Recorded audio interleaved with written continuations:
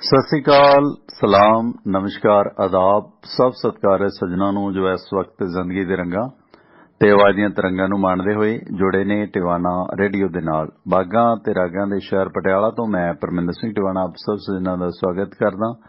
ਭਾਰਤੀ ਸਮਾਂ 7:31 ਹੋ ਚੁੱਕੇ ਨੇ ਤੇ ਸੋਮਵਾਰ ਤੋਂ ਲੈ ਕੇ ਸ਼ਨੀਵਾਰ ਤੱਕ ਸਵੇਰੇ 7 ਤੋਂ 9 ਤੇ ਸ਼ਾਮ ਨੂੰ 7:30 ਤੋਂ 9:30 ਆਪਾਂ ਤੁਹਾਡੇ ਨਾਲ ਮੁੜ ਜੁੜਦੇ ਹਾਂ ਤੇ ਤੁਸੀਂ ਸਾਡੇ ਇਹਨਾਂ ਪ੍ਰੋਗਰਾਮਾਂ ਨੂੰ ਸਾਡੀ ਵੈਬਸਾਈਟ tivanaradio.com ਤੇ ਸੁਣਦੇ ਹੋ, ਜਿੱਥੇ ਤੁਹਾਨੂੰ ਆਈਫੋਨ ਤੇ ਐਂਡਰਾਇਡ ਐਪਸ ਦੇ ਲਿੰਕ ਮਿਲਣਗੇ। ਇੰਸਟਾਲ ਕਰੋ। ਟਿਵਾਣਾ ਰੇਡੀਓ ਦਾ ਫੇਸਬੁੱਕ ਤੇ YouTube ਪੇਜ ਦਾ ਲਿੰਕ ਮਿਲੇਗਾ, ਲਾਈਕ ਕਰੋ, ਬੈਲ ਆਈਕਨ ਦਬਾਓ। ਇਸ ਤੋਂ ਇਲਾਵਾ ਅਮਰੀਕਾ ਦਾ ਕਾਲ ਟੂ ਲਿਸਨ ਨੰਬਰ ਹੈ 667 930 9260 667 930 9260 ਨੰਬਰ ਹੈ कैलिफोर्निया ਦਾ ਸੁਣਨ ਦੇ ਵਾਸਤੇ। ਅੱਜ ਤਾਰੀਖ 28 ਫਰਵਰੀ ਸਨ 2022 ਸੋਮਵਾਰ ਦੀ ਸ਼ਾਮ ਹੈ।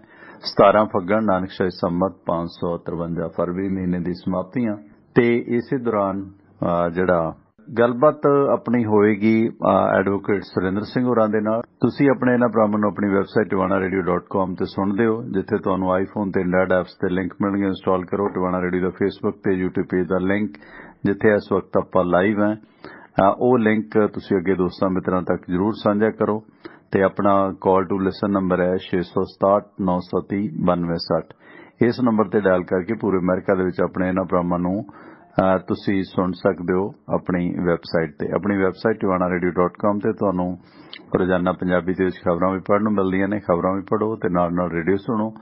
ਤੇ ਇਸ YouTube ਦਾ ਲਿੰਕ ਪ੍ਰੋਗਰਾਮ ਦਾ ਲਾਈਵ ਦਾ ਤੁਸੀਂ ਆਪਣੇ WhatsApp ਤੇ ਮੰਗਵਾਉਣਾ ਚਾਹੁੰਦੇ ਹੋ ਤਾਂ ਉਸ ਦੇ ਵਾਸਤੇ ਆਪਣੇ WhatsApp ਗਰੁੱਪ ਦੇ ਵਿੱਚ ਸ਼ਾਮਲ ਹੋ ਸਕਦੇ ਹੋ। ਆਪਣਾ WhatsApp ਗਰੁੱਪ ਨੰਬਰ ਹੈ 9876309655 98763 09655 9876309655 ਆਪਣਾ WhatsApp ਗਰੁੱਪ ਨੰਬਰ ਹੈ। ਇਸ ਗਰੁੱਪ ਦੇ ਵਿੱਚ ਆਪ ਜੀ ਸ਼ਾਮਲ ਹੋ ਸਕਦੇ ਹੋ। ਇਸ ਨੰਬਰ ਤੇ ਮੈਸੇਜ ਕਰ ਦਿਓ। ਤੇ ਕਈ ਵਾਰੀ ਕਿਸੇ ਵੀਰ ਨੂੰ ਕਹਿ ਕੇ ਪੁੱਛ ਲਈਦਾ ਤਾਂ ਮਾਈਂਡ ਜਿਹਾ ਕਰਦੇ ਆ ਨਾ ਵੀ ਪਤਾ ਨਹੀਂ ਕਿਉਂ, ਕਿਉਂਕਿ ਕਿਸੇ ਨੇ ਵੈਗਰੂ ਲਿਖਿਆ ਹੁੰਦਾ, ਕਿਸੇ ਨੇ ਆਪਣਾ ਨਿਕਨੇਮ ਪਾਇਆ ਹੁੰਦਾ, ਕਿਸੇ ਨੇ ਕੁਛ ਪਾਇਆ ਹੁੰਦਾ। ਤੇ ਹੁਣ ਉਹ ਭਰਾਵਾ ਮੈਨੂੰ ਨਹੀਂ ਪਤਾ ਲੱਗਦਾ। ਕਈ ਵਾਰੀ ਪੁੱਛੀਦਾ ਕੰਟਰੀ ਕਿਹੜਾ, ਕਿਉਂਕਿ US ਕੈਨੇਡਾ ਦੇ ਕੋਡ ਤਕਰੀਬਨ ਬਰਾਬਰ ਹੀ ਨੇ। ਸ਼ਹਿਰ ਦਾ ਨਾਂ, ਸਿਟੀ ਦਾ ਨਾਂ ਥੋੜਾ ਜਿਹਾ ਵਖਰੇਵਾਂ ਹੋ ਜਾਂਦਾ। ਸੋ ਕਈ ਵਾਰੀ ਪਰਸਨਲ ਹੋ ਜਾਂਦਾ। ਉਹ ਸੋਚਦੇ ਆ ਵੀ ਪਤਾ ਨਹੀਂ ਕਿਉਂ ਇੰਨਾ ਮੈਂ ਐਡਰੈਸ ਪੁੱਛਦਾ, ਵੀ ਮੈਂ ਕਿਹੜਾ ਭਰਾਵਾ ਤੇ ਪੁਲਿਸ ਭੇਜਣ ਲੱਗਿਆ।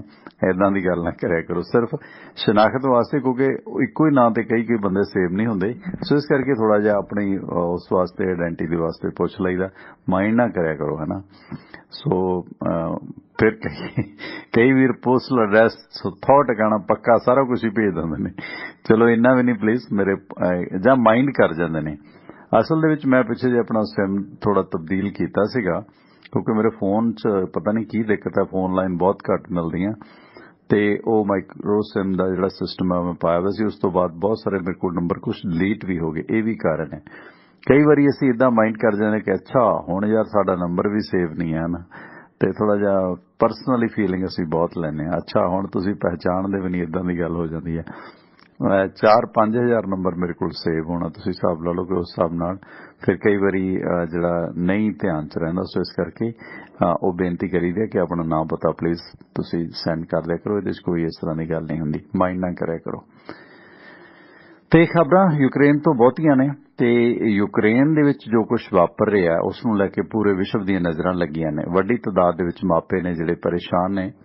ਦੁਨੀਆ ਦਾ ਸਭ ਤੋਂ ਵੱਡਾ ਜਹਾਜ਼ ਸੀ ਜਿਹੜਾ ਯੂਕਰੇਨ ਦਾ, ਉਹ ਤਬਾਹ ਹੋਇਆ ਇਸ ਜੰਗ ਦੇ ਦੌਰਾਨ। ਹੋਰ ਤਬਾਹੀ ਦਾ ਮੰਜ਼ਰ ਜਿਹੜਾ ਉਹ ਵੱਧ ਰਿਹਾ, ਉਸ ਤੇ ਗੱਲਬਾਤ ਕਰਾਂਗੇ। ਮਨੀਪੁਰ ਦੀ ਇਲੈਕਸ਼ਨ ਜਿਹੜੀ ਹੈ ਉਹ ਵੀ ਰਿਕਾਰਡ ਤੋੜ ਰਹੀ, ਵੋਟਾਂ ਦਾ ਰਿਕਾਰਡ ਤੋੜ ਦਿੱਤਾ ਮਨੀਪੁਰੀਆਂ ਨੇ, ਤੇ ਇਸ ਦੌਰਾਨ ਉਸ ਤੇ ਵੀ ਚਰਚਾ ਕਰਾਂਗੇ।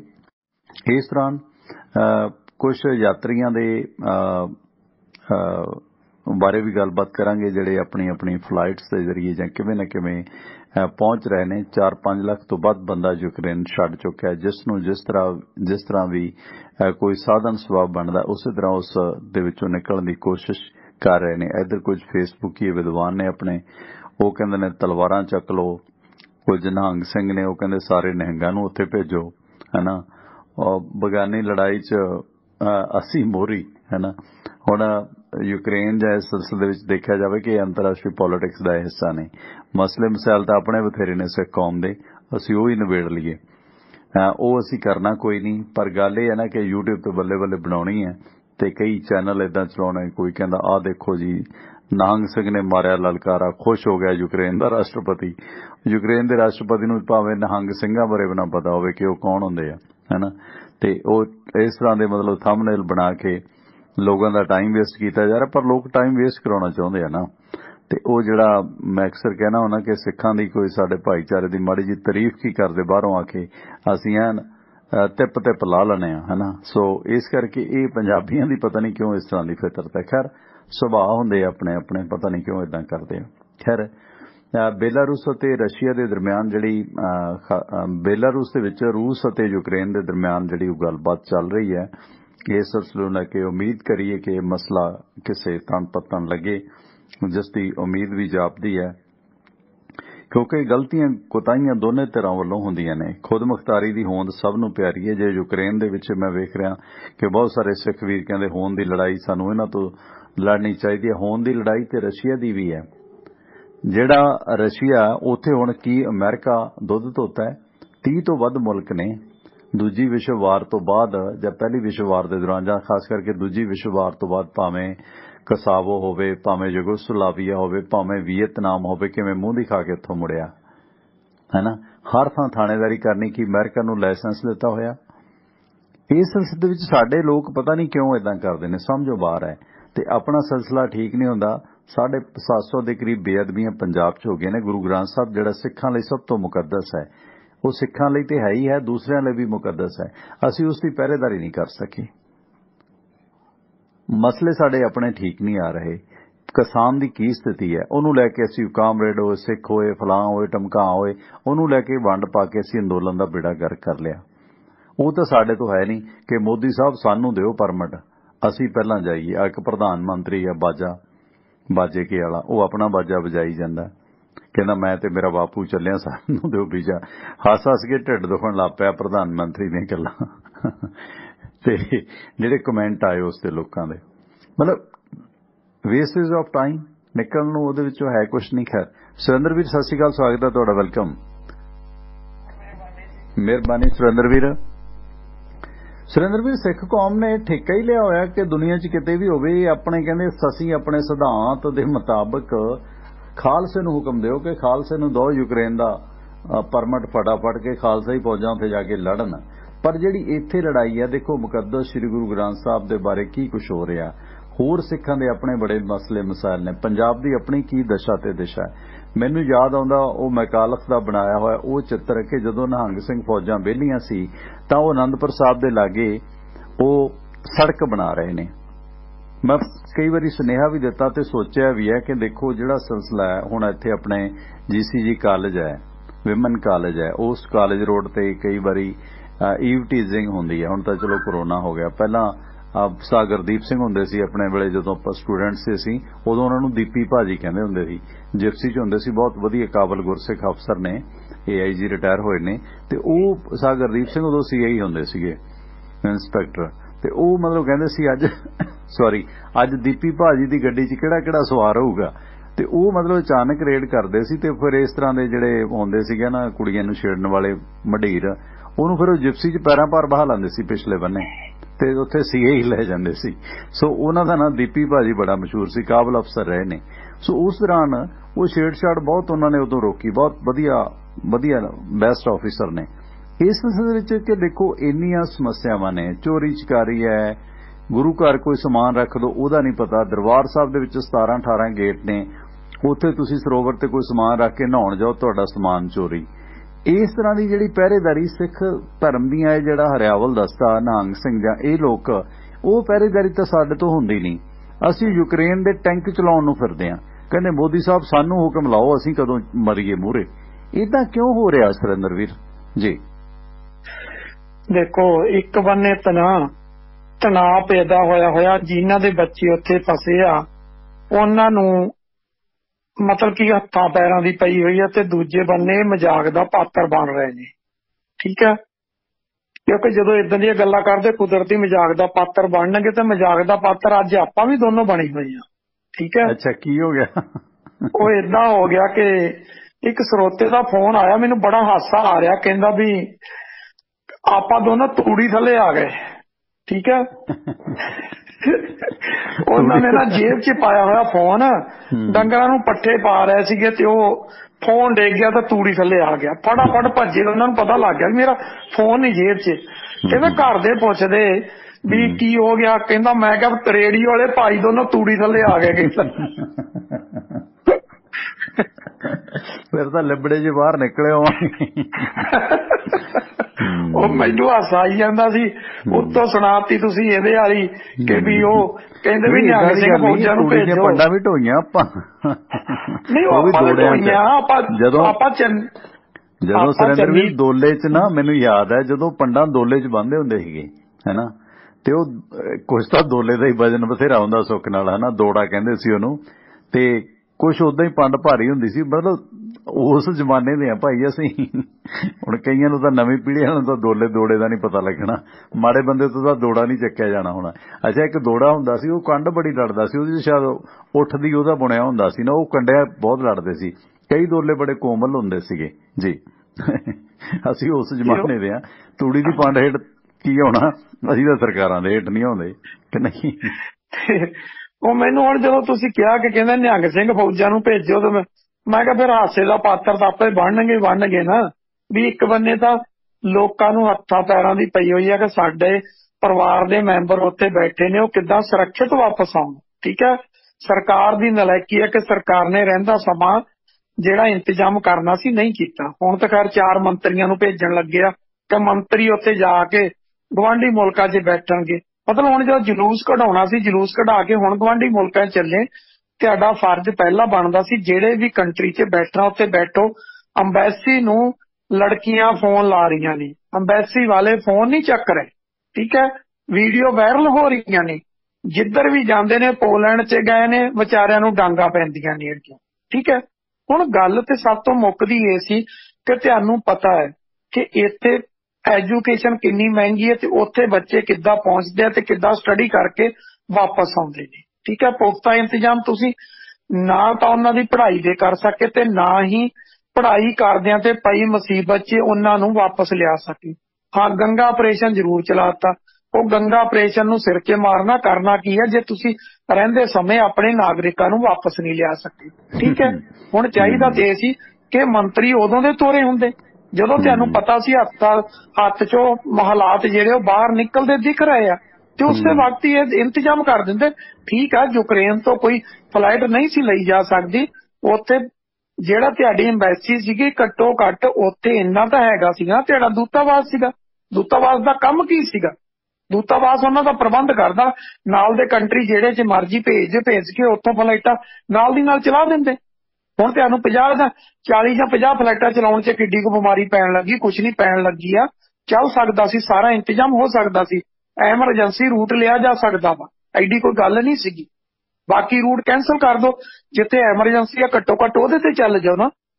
ਪਰ ਹੁਣ ਗੱਲ ਤੇ ਆ ਜਦੋਂ ਕਰਨਾ ਹੀ ਕੱਖ ਨਹੀਂ ਸੀਗਾ ਤੇ ਫਿਰ ਲੋਕਾਂ ਨੇ ਧੱਕੇ ਖਾ ਲਏ। ਧੱਕੇ ਖਾਣ ਤੋਂ ਬਾਅਦ ਸਾਰਾ ਕੁਝ ਕਰਨਾ ਤੇ ਕੀ ਫਾਇਦਾ ਉਹਦਾ?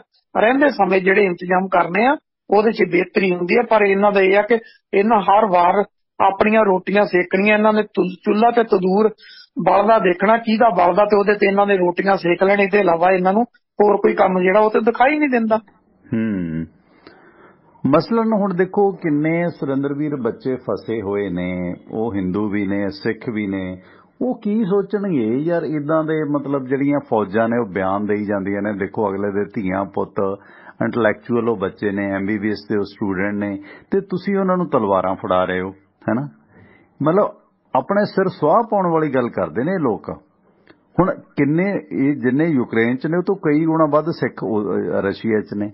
ਮਸਲਨ ਉਹੀ ਜਿੱਦਾਂ ਕਿ ਰਸ਼ੀਆ ਸਾਡਾ ਬੈਰੀ ਜੀ, ਉਹ ਭਾਈ ਤੁਹਾਡਾ ਮਿੱਤਰ ਕੌਣ ਹੈ ਉਹ ਵੀ ਦੱਸ ਦਿਓ। ਸੋ ਉਸ ਸਿਲਸਿਲੇ ਵਿੱਚ ਕਿ ਉਹ ਕਾਮਰੇਡ ਜੀ, ਉਹ ਫਲਾਂ ਜੀ, ਉਹ ਟਮਕਾਂ ਜੀ। ਹੁਣ ਅਮਰੀਕਾ ਨੇ ਕੀ ਵਿਸ਼ਵ ਭਰ ਦੇ 30-35 ਮੁਲਕ ਨੇ ਜਿੱਥੇ ਹਰ ਥਾਂ ਜਾ ਕੇ ਇਹਨਾਂ ਨੇ ਇਹ ਕੁਛ ਕੀਤਾ ਹੈ ਨਾ। ਆ ਟਰੰਪ ਸੀ, ਇਹ ਮੋਦੀ ਦਾ ਆੜੀ ਸੀ, ਉਸੇ ਟਰੰਪ ਦੀ ਸਰਕਾਰ ਬਣਾਉਣ ਨੂੰ ਫਿਰਦਾ ਸੀ ਤੁਹਾਡਾ ਮੋਦੀ। ਉਹ ਤੁਹਾਡਾ ਜਿਹੜਾ ਅਮਰੀਕਾ ਉਹ ਤੁਹਾਡਾ ਹੋ ਗਿਆ ਹੈ ਨਾ। ਸੋ ਇਸ ਸਿਲਸਿਲੇ 'ਚ ਪਤਾ ਨਹੀਂ ਕਿਉਂ ਇਦਾਂ ਕਰਦੇ ਨੇ, ਸਮਝੋਂ ਬਾਹਰ ਹੈ। YouTube ਨੇ ਤਾਂ ਬਾਹਲੀਆਂ ਬੰਦ ਰਾਤ ਬੰਦੂਕਾਂ ਨੇ ਜਿਹੜੀਆਂ ਉਹ ਆ ਗਈਆਂ ਨੇ। ਤੇ ਹੁਣ ਜਿਸ ਤਰ੍ਹਾਂ ਬੇਲਾਰੂਸ ਦੇ ਵਿੱਚ ਬੇਲਾਰੂਸ ਇੱਕ ਟਰੈਕਟਰ ਵੀ ਆਇਆ ਸੀਗਾ ਨਾ, ਬੇਲਾਰੂਸ, ਤੇ ਉਸ ਦੌਰਾਨ ਇਹ ਜਿਹੜੀ ਰੂਸ ਤੇ ਯੂਕਰਾਨ ਦੇ ਦਰਮਿਆਨ ਜਿਹੜੀ ਗੱਲਬਾਤ ਹੈ ਉਹ ਜਾਰੀ ਹੈ। ਹਾਲਾਂਕਿ ਇਸ ਦੌਰਾਨ ਕਈ ਦਿਲ ਦਹਿਲਾਊ ਤਸਵੀਰਾਂ ਨੇ ਜਿਹੜੀਆਂ ਉਹ ਵੀ ਆ ਗਈਆਂ ਨੇ, ਤੇ ਇਸ ਸਿਲਸਿਲੇ ਦੇ ਵਿੱਚ ਜਿਹੜੀ ਗੱਲਬਾਤ ਦੇ ਵਿੱਚੋਂ ਕੀ ਨਿਕਲਦਾ ਉਹ ਅਜੇ ਸਪਸ਼ਟ ਨਹੀਂ ਹੈ। ਸੋ ਉਮੀਦ ਹੈ ਕਿ ਇਸ ਸਿਲਸਿਲੇ ਵਿੱਚ ਕਿਤੇ ਨਾ ਕਿਤੇ ਜਿਹੜੀ ਅੰਤਰਰਾਸ਼ਟਰੀ ਪੋਲਿਟਿਕਸ ਹੈ ਉਹ ਆਪਣਾ ਮਫਾਦ ਵੀ ਕੱਢਦੀ ਹੈ। ਹਾਲਾਂਕਿ ਇਸ ਦੌਰਾਨ ਪ੍ਰਧਾਨ ਮੰਤਰੀ ਸ਼੍ਰੀ ਨਰਿੰਦਰ ਮੋਦੀ ਨੇ ਵੀ ਉੱਚ ਪੱਧਰੀ ਮੀਟਿੰਗ ਸੱਦੀ ਹੈ ਤੇ ਉਹਨਾਂ ਨੇ ਆਖਿਆ ਕਿ ਅਸੀਂ ਆਪਣੇ 4 ਮੰਤਰੀ ਭੇਜਾਂਗੇ ਆਪਰੇਸ਼ਨ ਗੰਗਾ ਦੇ ਤਹਿਤ। ਇਹ ਇੰਡੀਆ ਦੀ 5ਵੀਂ ਉਡਾਨ ਹੈ ਜਿਹੜੀ ਉਹ 249 ਭਾਰਤੀ ਨਾਗਰਿਕਾਂ ਨੂੰ ਲੈ ਕੇ ਅੱਜ ਦਿੱਲੀ ਪੁੱਜੀ ਹੈ। ਇਸ ਐਮਰਜੈਂਸੀ ਮੀਟਿੰਗ ਦੇ ਵਿੱਚ ਮੋਦੀ ਸਾਹਿਬ ਨੇ ਉਹ ਸਾਰਾ ਗੌਰ ਫਰਮਾਇਆ। ਹਰਦੀਪ ਸਿੰਘ ਪੁਰੀ, ਸ਼ਹਿਰੀ ਹਵਾਬਾਜ਼ੀ ਮੰਤਰੀ ਜੋਤੀਰਾਓ ਸਿੰਧੀਆ, ਕਾਨੂੰਨ ਮੰਤਰੀ ਕਿਰਨ ਰਿਜੀਜੂ, ਸਾਬਕਾ ਥਲ ਸੈਨਾ ਮੁਖੀ ਤੇ ਹਵਾਬਾਜ਼ੀ ਮੰਤਰਾਲੇ ਦੇ ਰਾਜ ਮੰਤਰੀ VK ਸਿੰਘ ਹੋਰਾਂ ਨੂੰ ਪੱਛਮੀ ਸਰਹੱਦ ਦੇ ਨਾਲ ਲੱਗਦੇ ਜਿਹੜੇ ਮੁਲਕ ਨੇ ਯੂਕਰੇਨ ਦੇ ਉੱਥੇ ਭੇਜਣ ਦਾ ਫੈਸਲਾ ਕੀਤਾ ਗਿਆ ਤੇ ਸਾਬਕਾ ਥਲ ਸੈਨਾ ਮੁਖੀ VK ਸਿੰਘ ਪੋਲੈਂਡ ਜਾਣਗੇ। ਸੋ ਇਸ ਸੰਬੰਧੀ ਇਹ ਜਿਹੜੇ ਫੈਸਲੇ ਲਏ ਗਏ ਨੇ, ਕਿਸ ਤਰ੍ਹਾਂ ਵੇਖਦੇ ਹੋ ਇਹਨਾਂ ਸਾਰੇ ਕੋਸ਼ਿਸ਼ਾਂ ਨੂੰ ਜੋ ਭਾਰਤ ਸਰਕਾਰ ਕਰ ਰਹੀ ਹੈ? ਦੇਰੀ ਨਾਲ ਜੋ ਕਿ ਦਰੁਸਤ ਕਦਮ ਜਾਂ ਅਜੇ ਵੀ ਕੋਈ ਡਿਪਲੋਮੇਸੀ? ਜੀ, ਦੇਰੀ ਨਾਲ ਚੁੱਕੇ ਅਧੂਰੇ ਫੈਸਲੇ ਇਹ ਅੱਜ ਤੋਂ 10 ਦਿਨ ਪਹਿਲਾਂ ਚਾਹੀਦੇ ਸੀ। 10 ਦਿਨ ਪਹਿਲਾਂ ਇੱਥੇ ਬੈਠੇ ਹੁੰਦੇ ਤੇ ਘੱਟੋ ਘੱਟ ਇਹ ਸੀ ਕਿ ਲੜਾਈ ਲੱਗਣ ਤੱਕ, ਜਦੋਂ ਸਟਾਰਟ ਹੋਈ ਉਦੋਂ ਤੱਕ ਸਾਰੇ ਦਾ ਸਾਰਾ ਜਿੰਨਾ ਇੰਡੀਅਨ ਸੀ ਉਹ ਸਾਰੇ ਦਾ ਸਾਰਾ ਜਿਹੜਾ ਉਹ ਗੁਆਂਢੀ ਮੁਲਕਾਂ 'ਚ ਸ਼ਿਫਟ ਕਰ ਲਿਆ ਹੁੰਦਾ। ਘੱਟੋ ਘੱਟ ਉਹ ਸੇਫ ਹੁੰਦੇ। ਆਉਂਦਿਆਂ ਨੂੰ ਭਾਵੇਂ 10 ਦੇ ਵੀ 20 ਦਿਨ ਲੱਗ ਜਾਂਦੇ। ਕੋਈ ਅਜਿਹਾ ਕੰਟਰੀ ਨਹੀਂ ਹੈ ਜਿਹੜਾ ਤੁਹਾਡੇ ਸਿਟੀਜ਼ਨ ਜਿਹੜੇ ਨੇ ਉਹਨਾਂ ਨੂੰ ਸਾਂਭਣ ਤੋਂ ਇਨਕਾਰ ਕਰਦਾ, ਖਾਸ ਕਰਕੇ ਇਹੋ ਜਿਹੇ ਹਾਲਾਤਾਂ 'ਚ। ਇੰਡੀਆ ਵੀ ਤਾਂ ਸਾਂਭਦਾ ਰਿਹਾ, ਇਸ ਕਰਕੇ ਕਿਸੇ ਕੰਟਰੀ ਨੇ ਨਹੀਂ ਸੀ। ਜਦੋਂ ਤੁਹਾਡੇ ਮੰਤਰੀ ਉੱਥੇ ਜਾ ਕੇ ਬੈਠ ਜਾਂਦੇ, ਤੁਹਾਡਾ ਉੱਥੇ ਕੀ ਕਹਿੰਦੇ ਹੁੰਦੇ ਆ ਦੂਤਾਵਾਸ ਆ, ਉਹ ਜਿਹੜਾ ਦੂਤਾਵਾਸ ਉਹ ਕਾਹਦੇ ਲਈ ਸੀਗਾ? ਹਰ ਕੰਟਰੀ 'ਚ ਆ। ਉੱਥੋਂ ਦੀ ਕੰਟਰੀ ਨਾਲ ਗੱਲ ਹੋਈ, ਉਹਦੇ ਨਾਲ ਗੱਲ ਹੋਵੇ, ਅਗਲੇ ਸਾਹਮਣੇ ਉਹ ਕਹਿਣਗੇ ਲਿਆਓ ਜਿੰਨੇ ਵੀ ਤੁਹਾਡੇ ਨੇ ਸਾਡੇ ਕੋਲ ਸੇਫ ਲੈ ਕੇ ਆਓ ਤੇ ਅਸੀਂ ਆਪਣੇ ਆਪ ਤੁਹਾਡੇ ਕੰਟਰੀ 'ਚ ਪਹੁੰਚਦੇ ਕਰਾਂਗੇ। ਤੁਹਾਡੀ ਫਲਾਈਟ ਜਿਹੜੀ ਉਹ ਸਾਡੇ ਕੰਟਰੀ ਤੋਂ ਚੱਲ ਸਕਦੀ ਹੈ ਤੇ ਫਿਰ ਕਿੱਡੀ ਕੁ ਸਮੱਸਿਆ ਸੀਗੀ। ਹੁਣ ਫੈਸਲਾ ਵੀ ਦੇਰ ਨਾਲ ਤੇ ਲਿਆ ਵੀ ਅਧੂਰਾ ਫੈਸਲਾ। ਕਿਹੜਾ ਫੈਸਲਾ? ਉਹ ਤੁਸੀਂ ਇਕੱਲੇ ਪੰਜਾਬ ਦੇ ਦੇਖ ਲਓ, ਮੈਂ ਤਾਂ ਹੈਰਾਨ। ਜਿਹੜੇ ਜ਼ਿਲ੍ਹੇ 'ਚ ਦੇਖ ਲਓ ਉਹ 'ਚੋਂ ਕਿਸੇ 'ਚੋਂ 50 ਕੇ 'ਚੋਂ 60 ਕੇ 'ਚੋਂ 100 ਕੇ 'ਚੋਂ 150 ਸਟੂਡੈਂਟ ਨਿਕਲ ਰਿਹਾ ਹੋਇਆ। ਮਤਲਬ ਮੈਂ ਕਦੀ ਇੰਨਾ ਸੋਚਿਆ ਹੀ ਨਹੀਂ ਸੀ ਕਿ ਯੂਕਰੇਨ ਦੇ ਵਿੱਚ ਮੈਡੀਕਲ ਦੀ ਪੜ੍ਹਾਈ ਲਈ ਇੰਨਾ ਸਟੂਡੈਂਟ ਗਿਆ ਹੋਏਗਾ। ਤੁਸੀਂ ਉੱਥੇ ਦੇਖੋ ਗੁਰਜੀਤ ਔਜਲੇ ਦੇ ਮੈਂਬਰ ਪਾਰਲੀਮੈਂਟ ਅੰਮ੍ਰਿਤਸਰ ਤੋਂ ਉਹਦੇ ਘਰੇ ਕਿੱਡਾ ਵੱਡਾ ਇਕੱਠ ਹੋਇਆ ਪਿਆ। ਉਧਰ ਡਿਪਟੀ ਕਮਿਸ਼ਨਰ ਗੁਰਦਾਸਪੁਰ ਆ, ਉਹਦੇ ਕੋਲ ਦੇਖੋ ਕਿੱਡੀ ਵੱਡੀ ਲਿਸਟ ਪਹੁੰਚੀ ਹੋਈ ਆ। ਚਲੋ ਡੀਸੀਆਂ ਨੇ ਇੱਕ ਕੰਮ ਤਾਂ ਚੰਗਾ ਕੀਤਾ ਕਿ ਉਹਨਾਂ ਨੇ ਆਪਣੇ ਲੈਵਲ ਦੇ ਉੱਤੇ ਜਿਹੜੀ ਸੀਗੀ ਉਹ ਪੂਰੇ ਡਿਸਟ੍ਰਿਕਟ ਦੇ ਵਿੱਚੋਂ ਮਤਲਬ ਰਿਪੋਰਟ ਇਕੱਠੀ ਕਰ ਲਈ ਕਿ ਕਿਹੜਾ ਕਿਹੜਾ ਸਟੂਡੈਂਟ ਆ, ਕਿਹੜਾ ਉਹਦਾ ਐਡਰੈਸ ਆ, ਕਿੱਥੇ ਬੈਠਾ, ਕੀ ਕੁਛ, ਉਹ ਡਿਟੇਲਸ ਇਹਨਾਂ ਨੇ ਇਕੱਠੀ ਕਰ ਲਈ ਆ। ਹੁਣ ਚਲੋ ਭਾਰਤ ਸਰਕਾਰ ਤੱਕ ਪਹੁੰਚਦੀ ਹੋਗੀ, ਚੰਗੀ ਗੱਲ ਆ। ਪਰ ਗੱਲ ਤਾਂ ਇਹ ਸੀ ਕਿ ਅੱਗੇ ਭਾਰਤ ਸਰਕਾਰ ਪਹਿਲਾਂ ਆਪਣੇ ਮੰਤਰੀ ਭੇਜਦੀ, ਉੱਥੇ ਜਾ ਕੇ ਉਹ ਬੈਠਦੇ, ਉਹਦੇ ਬਾਅਦ ਲਿਸਟਾਂ ਤਾਂ ਪਹੁੰਚੀ ਜਾਂਦੀਆਂ, ਪਤਾ ਲੱਗੀ ਜਾਂਦਾ। ਤੇ ਜਿਹੜਾ ਯੂਕਰੇਨ ਦੇ ਵਿੱਚ ਇਹਨਾਂ ਦਾ ਦੂਤਾਵਾਸ ਸੀ ਉਹ ਸਾਰਿਆਂ ਨੂੰ ਹਦਾਇਤਾਂ ਦਿੰਦਾ ਕਿ ਕਿਹੜੇ ਕਿਹੜੇ ਨੇ ਕਿਹੜੇ ਕੰਟਰੀ ਜਾਣਾ, ਉਧਰ ਉਹਨਾਂ ਨੂੰ ਪਹੁੰਚਾਉਂਦੇ ਤੇ ਪਹੁੰਚਾ ਕੇ ਉੱਥੋਂ ਭਾਵੇਂ ਮੈਂ ਕਹਿੰਦਾ 10 ਜਿਹੜੇ 20 ਦਿਨ ਭਾਵੇਂ ਮਹੀਨੇ ਬਾਅਦ ਵੀ ਆ ਜਾਂਦੇ, ਕੋਈ ਸਮੱਸਿਆ ਨਹੀਂ। ਪਰ ਘੱਟੋ ਘੱਟ ਇਹ ਸੀ ਕਿ ਉਹਨਾਂ ਦੇ ਰਹਿਣ ਦਾ ਪ੍ਰਬੰਧ ਹੋ ਜਾਂਦਾ। ਠੀਕ ਹੈ। ਹੁਣ ਆਪਣੇ ਆਪ ਜਿਸ ਤਰ੍ਹਾਂ ਕਰੋਨਾ ਕਾਲ ਦੇ ਦੌਰਾਨ ਇੱਕਦਮ ਪਾਬੰਦੀਆਂ ਲਗਾ ਦਿੱਤੀਆਂ ਗਈਆਂ ਸੀ, ਲੋਕ ਆਪ ਮੁਹਾਰੇ ਪੈਦਲ ਚੱਲ ਪਏ, ਉਹੀ ਕੁਝ ਹੁਣ ਉੱਥੇ ਹੋਇਆ ਹੋਇਆ। ਉਹ ਸਟੂਡੈਂਟ ਨੇ ਵਿਚਾਰੇ ਆਪ ਮੁਹਾਰੇ, ਜਿੱਧਰ ਨੂੰ ਉਹਨਾਂ ਨੂੰ ਥਾਂ ਮਿਲੀ ਭੱਜ ਲੈ। ਕਿਤੇ ਡਾਂਗਾਂ ਪੈ ਰਹੀਆਂ ਨੇ, ਕਿਤੇ ਕੁੱਟ-ਕੁੱਟ ਕੇ ਬਾਰਡਰਾਂ ਤੋਂ ਭਜਾਇਆ ਜਾ ਰਿਹਾ। ਕੀ ਅਸਰ ਹੋ ਰਿਹਾ ਉੱਤੇ? ਤੇ ਉਹਨਾਂ ਦਾ ਵਾਲੀ ਵਾਰਸ ਕੌਣ ਆ? ਜਿਸ ਇਸ ਕੰਟਰੀ 'ਚ ਪੁਖਤਾ ਇੰਤਜ਼ਾਮ ਹੁੰਦੇ ਤਾਂ ਕੀ ਉਹ ਸਟੂਡੈਂਟ ਜਿਹੜੇ ਉਹਨਾਂ ਕੰਟਰੀਆਂ 'ਚ ਜਾਂਦੇ? ਉਹ ਕੋਈ ਉੱਥੇ ਰਹਿਣ ਲਈ ਪੱਕੇ ਤੌਰ ਤੇ ਥੋੜੀ ਗਏ, ਉਹ ਤਾਂ ਸਟੱਡੀ ਲਈ ਗਏ ਹੋਏ ਆ। ਦੇਖੋ ਜਦੋਂ ਜੇ ਉਹਨਾਂ ਨੇ ਰਹਿਣ ਲਈ ਜਾਣਾ ਹੁੰਦਾ ਫਿਰ ਉਹਨਾਂ ਕੋਲ ਅਮਰੀਕਾ ਤੇ ਕੈਨੇਡਾ ਹੈਗੇ ਸੀ, ਇੰਗਲੈਂਡ ਹੈਗਾ ਸੀਗਾ, ਚਲੇ ਜਾਂਦੇ, ਆਸਟ੍ਰੇਲੀਆ ਚਲੇ ਜਾਂਦੇ, ਜਿਹੜੇ ਮਰਜ਼ੀ ਕੰਟਰੀ 'ਚ ਚਲੇ ਜਾਂਦੇ। ਔਰ ਉੱਥੇ ਉਹਨਾਂ ਨੂੰ ਰਹਿਣ ਦਾ ਵੀ ਸਕੋਪ ਬਹੁਤ ਸੀਗਾ, ਬੜੇ ਆਰਾਮ ਨਾਲ ਰਹਿ ਸਕਦੇ ਸੀਗੇ। ਪਰ ਉਹ ਗਏ ਤਾਂ ਯੂਕਰੇਨ 'ਚ ਆ, ਯੂਕਰੇਨ 'ਚ ਪੜ੍ਹਾਈ ਦੇ ਲਈ ਗਏ ਆ। ਪਰ ਹੁਣ ਸਮੱਸਿਆ ਕੀ ਆ ਕਿ ਪੜ੍ਹਾਈ ਤੇ ਗਿਆ ਤੇ ਜੇ ਮੁਸੀਬਤ ਪੈ ਗਈ ਆ ਤੇ ਫਿਰ ਜਿੱਥੋਂ ਦੇ ਉਹ ਰਹਿਣ ਵਾਲੇ ਆ, ਕੰਟਰੀ ਤੇ ਉਸ ਦੀ ਜ਼ਿੰਮੇਵਾਰ ਦੀ ਬਣਦੀ ਆ, ਪਰ ਉਹ ਕੰਟਰੀ ਸੁੱਤਾ ਪਿਆ। ਉਸ ਕੰਟਰੀ ਨੂੰ ਅੱਜ ਹੁਣ ਤੱਕ ਜਾਗ ਹੀ ਨਹੀਂ ਜੀ। ਪਰ ਯੂਕਰੇਨ ਦੇ ਵਿੱਚ ਭਾਰਤੀ ਐਮਬੈਸੀ ਹੈ ਜਿਹੜੀ, ਉਹਦਾ ਅੱਜ ਬਿਆਨ ਆਇਆ, ਕਿਉਂਕਿ ਇਸ ਦੌਰਾਨ ਸੁਰਿੰਦਰਵੀਰ ਕਾਫੀ ਜਿਹੜੀ ਸਥਿਤੀ ਚਿੰਤਾਜਨਕ ਤਾਂ ਬਣਦੀ ਹੈ ਕਿ ਇੱਕ ਉਹ ਲੜਕੀ ਦਾ ਮੈਂ ਵੀ ਪੋਸਟ ਪਾਈ ਸੀ, ਉਹ ਪੰਜਾਬ ਤੋਂ ਬਾਹਰ ਦੀ ਹੈ, ਹੋਰ ਕਿਸੇ ਸੂਬੇ ਨਾਲ ਸੰਬੰਧਿਤ ਹੈ ਉਹ ਲੜਕੀ। ਉਸ ਨੇ ਵੀ ਦੱਸਿਆ ਕਿ ਅਸੀਂ ਜਿਹੜਾ ਹਾਈ ਕਮਿਸ਼ਨਰ ਹੈ ਉੱਥੋਂ, ਐਮਬੈਸਡਰ ਹੈ ਇੰਡੀਆ ਦਾ, ਉਹਨੂੰ ਬਹੁਤ ਜਿਹੜੀਆਂ ਨੇ ਈਮੇਲ ਕੀਤੀਆਂ, ਕੋਈ ਰਿਸਪੌਂਸ ਨਹੀਂ ਕਰ ਰਿਹਾ।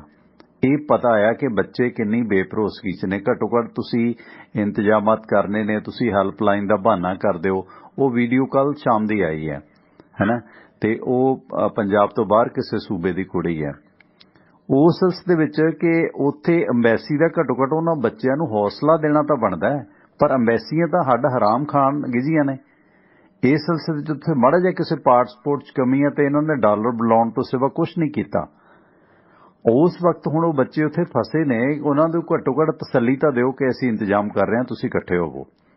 ਪਰ ਹੁਣ ਭਾਰਤੀ ਐਮਬੈਸੀ ਨੇ ਕੀਵ ਦੇ ਵਿੱਚ ਫਸੇ ਸਾਰੇ ਭਾਰਤੀ ਵਿਦਿਆਰਥੀਆਂ ਨੂੰ ਆਖਿਆ ਕਿ ਉਹ ਯੂਕਰੇਨੀਅਨ ਰਾਜਧਾਨੀ ਦੇ ਰੇਲਵੇ ਸਟੇਸ਼ਨ ਤੇ ਪੁੱਜਣ। ਐਮਬੈਸੀ ਨੇ ਜਿਹੜੀ ਟਵੀਟ ਕੀਤੀ ਹੈ ਕਿ ਕੀਵ ਦੇ ਵਿੱਚ ਜਿਹੜਾ ਹਫ਼ਤਾਵਾਰੀ ਕਰਫਿਊ ਲੱਗਿਆ ਉਹ ਖਤਮ ਹੋ ਗਿਆ ਤੇ ਭਾਰਤੀ ਵਿਦਿਆਰਥੀ ਸ਼ਹਿਰ ਤੋਂ ਬਾਹਰ ਨਿਕਲਣ ਅਤੇ ਯੂਕਰੇਨ ਦੇ ਪੱਛਮੀ ਹਿੱਸੇ ਵੱਲ ਅਗਲੇ ਸਫ਼ਰ ਲਈ ਰੇਲਵੇ ਸਟੇਸ਼ਨ ਤੇ ਜਾ ਸਕਦੇ ਨੇ। ਸਟੇਸ਼ਨ ਤੇ ਯੂਕਰੇਨ ਦੇ ਜਿਹੜਾ ਹੈਗਾ ਵਿਸ਼ੇਸ਼ ਟ੍ਰੇਨਾਂ ਦਾ ਪ੍ਰਬੰਧ ਉੱਥੇ ਕੀਤਾ ਗਿਆ ਤੇ ਇਸ ਤੋਂ ਬਾਅਦ ਬੱਚੇ ਜਾਣੇ ਸ਼ੁਰੂ ਹੋਏ ਨੇ। ਤੁਸੀਂ ਵੇਖੋ ਕਿ ਬੱਚਿਆਂ ਦੇ ਉੱਥੇ ਕੀ ਹਾਲਾਤ ਨੇ। ਇਸ ਦੌਰਾਨ ਇਹਨਾਂ ਦਾ ਆਪਰੇਸ਼ਨ ਗੰਗਾ ਦੀ 6ਵੀਂ ਉਡਾਨ ਹੈ ਜਿਹੜੀ, ਉਹ 5ਵੀਂ ਤਾਂ ਇੰਡੀਆ ਪਹੁੰਚ ਗਈ ਹੈ। 6ਵੀਂ ਉਡਾਨ 240 ਭਾਰਤੀ ਨਾਗਰਿਕਾਂ ਨੂੰ ਲੈ ਕੇ ਹੰਗਰੀ ਦੀ ਰਾਜਧਾਨੀ ਬੁਡਾਪੈਸਟ ਤੋਂ ਨਵੀਂ ਦਿੱਲੀ ਰਵਾਨਾ ਹੋ ਗਈ ਹੈ। ਵਿਦੇਸ਼ ਮੰਤਰੀ ਜੈ ਸ਼ੰਕਰ ਨੇ ਇਹ ਜਾਣਕਾਰੀ ਦਿੱਤੀ ਹੈ। ਮਸਲਨ ਹਰ ਧਰਮ ਦੇ ਵਿੱਚ, ਹਰ ਉਹਦੇ ਵਿੱਚ ਆਪਣਾ ਧਰਮ, ਆਪਰੇਸ਼ਨ ਗੰਗਾ ਜੀ, ਗੰਗਾ ਮਈਆ ਜੀ, ਇਹ ਠੀਕ ਹੈ ਯਾਰ, ਕਿਉਂ ਤੁਸੀਂ ਇਹ ਚੀਜ਼ਾਂ ਕਰਦੇ ਹੋ, ਹੈ ਨਾ? ਤੁਸੀਂ ਲੋਕਾਂ ਦੀ ਸਾਰ ਲੈਂਦੇ ਨਹੀਂ, ਸਿਰਫ ਆਪਣਾ ਉਹੀ ਧਰਮ ਅੰਕਣ ਕਰਦੇ ਹੋ ਹਰ ਮਾਮਲੇ 'ਚ। ਜੇ ਗੰਗਾ ਵਾਲਾ ਤੁਸੀਂ ਨਾਂ ਲਿਆ ਤੇ ਗੰਗਾ ਵਾਲਾ ਹੌਸਲਾ ਵੀ ਦਿਖਾਓ ਨਾ, ਫਿਰ ਗੰਗਾ ਵਰਗਾ ਵਹਾ ਵੀ ਦਿਖਾਓ। ਆ ਗੰਗਾ ਪੁੱਤਰ ਯੂਪੀ ਦੀ ਇਲੈਕਸ਼ਨ 'ਚ ਤਾਂ ਕਹਿ ਰਿਹਾ ਸੀ ਕਿ ਯੂਕਰੇਨ ਦੀ ਜੰਗ ਲੱਗੀ, ਭਾਰਤ ਵੱਡੀ ਤਾਕਤ ਬਣ ਜਾ ਰਿਹਾ। ਲਾਹਨਤ ਹੈ ਇਸ ਸਿਲਸਿਲੇ ਦੇ ਬਿਆਨ ਦੇਣ ਨੂੰ ਕਿ ਦੁਨੀਆ 'ਚ ਕਿਤੇ ਵੀ ਜੰਗ ਲੱਗੇ ਉਹਦੇ 'ਚ ਜਾਨਾਂ ਦਾ ਘਾਵਾ ਹੁੰਦਾ, ਉਹ ਵੀ ਆਮ ਲੋਕਾਂ ਦਾ, ਗਰੀਬਾਂ ਦਾ। ਵੱਡਾ ਕੋਈ ਨਹੀਂ ਮਰਦਾ, ਬਹੁਤ ਘੱਟ। ਨਸਲਾਂ ਦੀ ਤਬਾਹੀ ਹੁੰਦੀ ਹੈ, ਮਨੁੱਖਤਾ ਦੀ ਤਬਾਹੀ ਹੁੰਦੀ ਹੈ। ਤੇ ਇਹ ਗੰਗਾ ਪੁੱਤਰ ਬਣਿਆ ਮੋਦੀ ਸਾਹਿਬ ਕਹਿ ਰਿਹਾ ਕਿ ਸਾਨੂੰ ਤਾਕਤ ਦਿਓ, ਸਾਨੂੰ ਵੋਟ ਦਿਓ, ਭਾਰਤ ਇੱਕ ਵੱਡੀ ਤਾਕਤ ਬਣ ਜਾ ਰਿਹਾ। ਇਹ ਮਤਲਬ ਜੰਗ ਦੇ ਲਹੂ 'ਚੋਂ ਵੀ ਆਪਣਾ ਰੰਗ ਭਾਲਦੇ ਨੇ, ਆਪਣਾ ਤਿਲਕ ਭਾਲਦੇ ਨੇ ਇਹ ਲੋਕ ਲਹੂ 'ਚੋਂ ਵੀ, ਹੈ ਨਾ, ਕਿ ਉੱਥੇ ਅਸੀਂ ਸ਼ਾਈਨ ਕਰੀਏ, ਖੂਨ ਨਾਲ ਹੱਥ ਰੰਗੀਏ, ਮਹਿੰਦੀਆਂ ਲਾਈਏ। ਮਸਲਨ ਜੰਗ ਲੱਗੀ ਹੈ, ਮੰਦਭਾਗੀ ਹੈ, ਇਹ ਸਾਨੂੰ ਕਹਿਣਾ ਚਾਹੀਦਾ। ਪਰ ਪ੍ਰਧਾਨ ਮੰਤਰੀ ਸਾਹਿਬ ਕਹਿੰਦੇ ਨੇ ਜੰਗ ਲੱਗੀ ਹੈ ਯੂਕਰੇਨ ਤੇ ਰਸ਼ੀਆ ਦੀ, ਭਾਰਤ ਵੱਡੀ ਤਾਕਤ ਬਣ ਜਾ ਰਿਹਾ। ਲਓ ਜੀ ਦੱਸੋ, ਇਹ ਔਕਾਤ ਹੈ? ਜਦੋਂ ਇਦਾਂ ਦੇ ਸੜੇ ਵੇ ਬਿਆਨ ਦੇ ਰਹੇ ਸੀ ਜਨਾਬ, ਉਦੋਂ ਵਕਤ ਸੀ ਕਿ ਆ ਜਿਹੜੀ ਟੀਮ ਇੱਥੇ ਫਿਰਦੀ ਸੀ ਨਾ ਵੋਟਾਂ ਬਟੋਰਦੀ, ਉਦੋਂ ਇਹਨਾਂ ਨੂੰ ਭੇਜਦੇ ਉੱਥੇ ਚੱਲ ਕੇ ਇਹ ਮੈਨੇਜ ਕਰਦੇ। 1 ਕਰੋੜ ਰੁਪਈਆ, 1 ਕਰੋੜ 10 ਲੱਖ ਰੁਪਏ ਇੱਕ ਫਲਾਈਟ ਤੇ ਲੱਗਦਾ, 7-8 ਲੱਖ ਰੁਪਏ ਫੀ ਘੰਟੇ ਦੀ ਮਤਲਬ ਜਿਹੜਾ ਚਾਰਜ ਉਹ ਕਰਦੇ ਨੇ। 1 ਕਰੋੜ, 1.25 ਕਰੋੜ 'ਚ ਇੱਕ ਫਲਾਈਟ ਪੈਂਦੀ ਹੈ। ਸੋ ਕਿੱਡੀ ਕੁ ਕੀਮਤ ਹੈ ਸਰਕਾਰ ਵਾਸਤੇ, ਉਹ ਬੱਚੇ ਪੇ ਕਰਦੇ ਨੇ, ਹੈ ਨਾ। ਤੁਸੀਂ ਸਿਰਫ ਪ੍ਰੋਫਿਟ ਦੀ ਭਾਈਵਾਲ ਹੋ ਕਿ ਦੇ ਦਿਓ ਪ੍ਰਧਾਨ ਮੰਤਰੀ ਰਾਹਤ ਕੋਸ਼ ਫੰਡ, ਕਰੋੜਾਂ ਅਰਬਾਂ ਦੇ ਤੁਹਾਡੇ ਕੋਲ ਬਿਜ਼ਨਸ ਆ ਰਹੇ ਨੇ, ਉਹ ਬੱਚਿਆਂ ਤੇ ਜਾਂ ਉਸ ਸਿਲਸਿਲੇ ਵਿੱਚ ਜਿਹੜੀ ਪੈਸਾ ਆਉਣ ਜਾਣਾ ਉਹਨਾਂ ਤੇ ਵੀ ਟੈਕਸ ਲਾਉਂਦੇ ਹੋ ਤੁਸੀਂ। ਸੋ ਉਹ ਉਦੋਂ ਲੋੜ ਸੀ ਇਹ ਆਪਰੇਸ਼ਨ ਕਰਨ ਦੀ, ਜਿਵੇਂ ਤੁਸੀਂ ਦੱਸਿਆ, ਇਹਨਾਂ ਲੋਕਾਂ ਨੂੰ ਭੇਜਣ ਦੀ ਜਦੋਂ ਬਿਆਨ ਦਿੰਦੇ ਸੀ ਯੂਪੀ 'ਚ ਜਾ ਕੇ ਕਿ ਭਾਰਤ ਵੱਡੀ ਤਾਕਤ ਬਣ ਜਾ ਰਿਹਾ।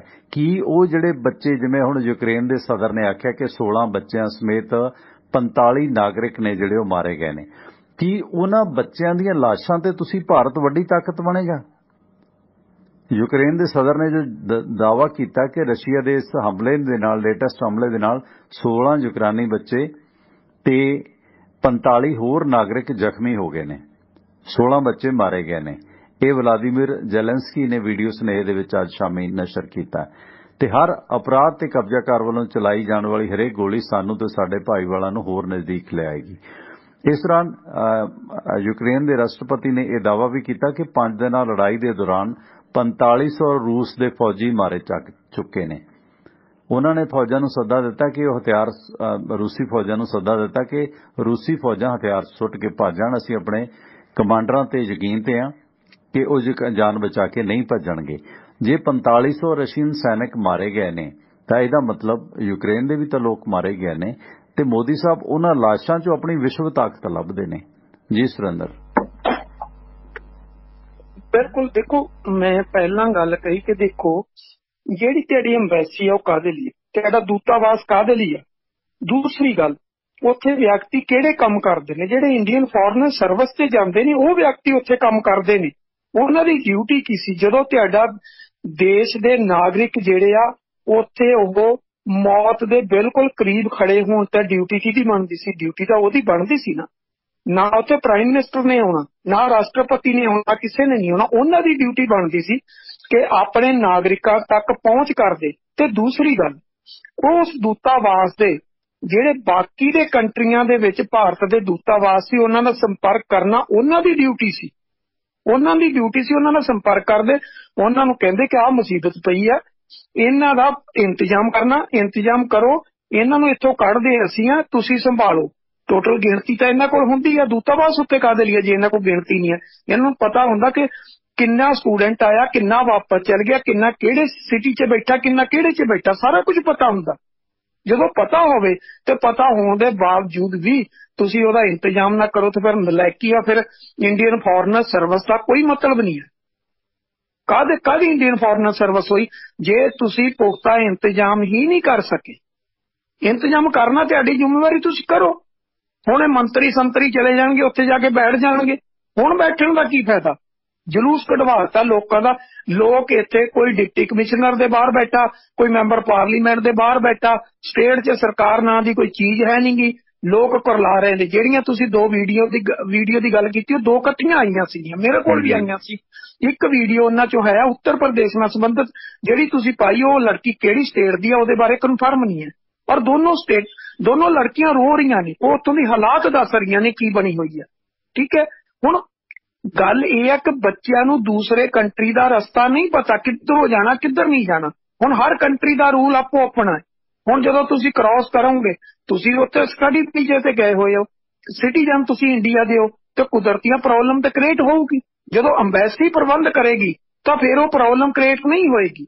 ਹੁਣ ਅੰਬੈਸੀ ਨੇ ਪੁਖਤਾ ਇੰਤਜ਼ਾਮ ਨਹੀਂ ਕੀਤੇ, ਸਟੂਡੈਂਟ ਆਮ ਹਾਰੇ ਭੱਜ ਲਿਆ ਜਿੱਧਰ ਨੂੰ ਜਿਹਨੂੰ ਰਸਤਾ ਮਿਲਿਆ।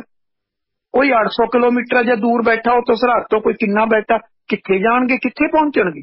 ਕਹਿਣਾ ਬੜਾ ਸੌਖਾ। ਕਿੰਨਾ ਕੁ ਸਟੂਡੈਂਟ ਦੇ ਕੋਲੇ ਉਸ ਵੇਲੇ ਮੌਕੇ ਦੇ ਉੱਤੇ ਉਹਦੇ ਕੋਲ ਪੈਸਾ ਹੁੰਦਾ ਜਿਹੜਾ ਉਹ ਖਰਚ ਲੂਗਾ। ਹੁਣ ਇਸ ਜ਼ਿੰਮੇਵਾਰੀ ਉੱਤੇ ਅੰਬੈਸੀ ਮਰਨੀ ਸੀ ਚੱਲੀ।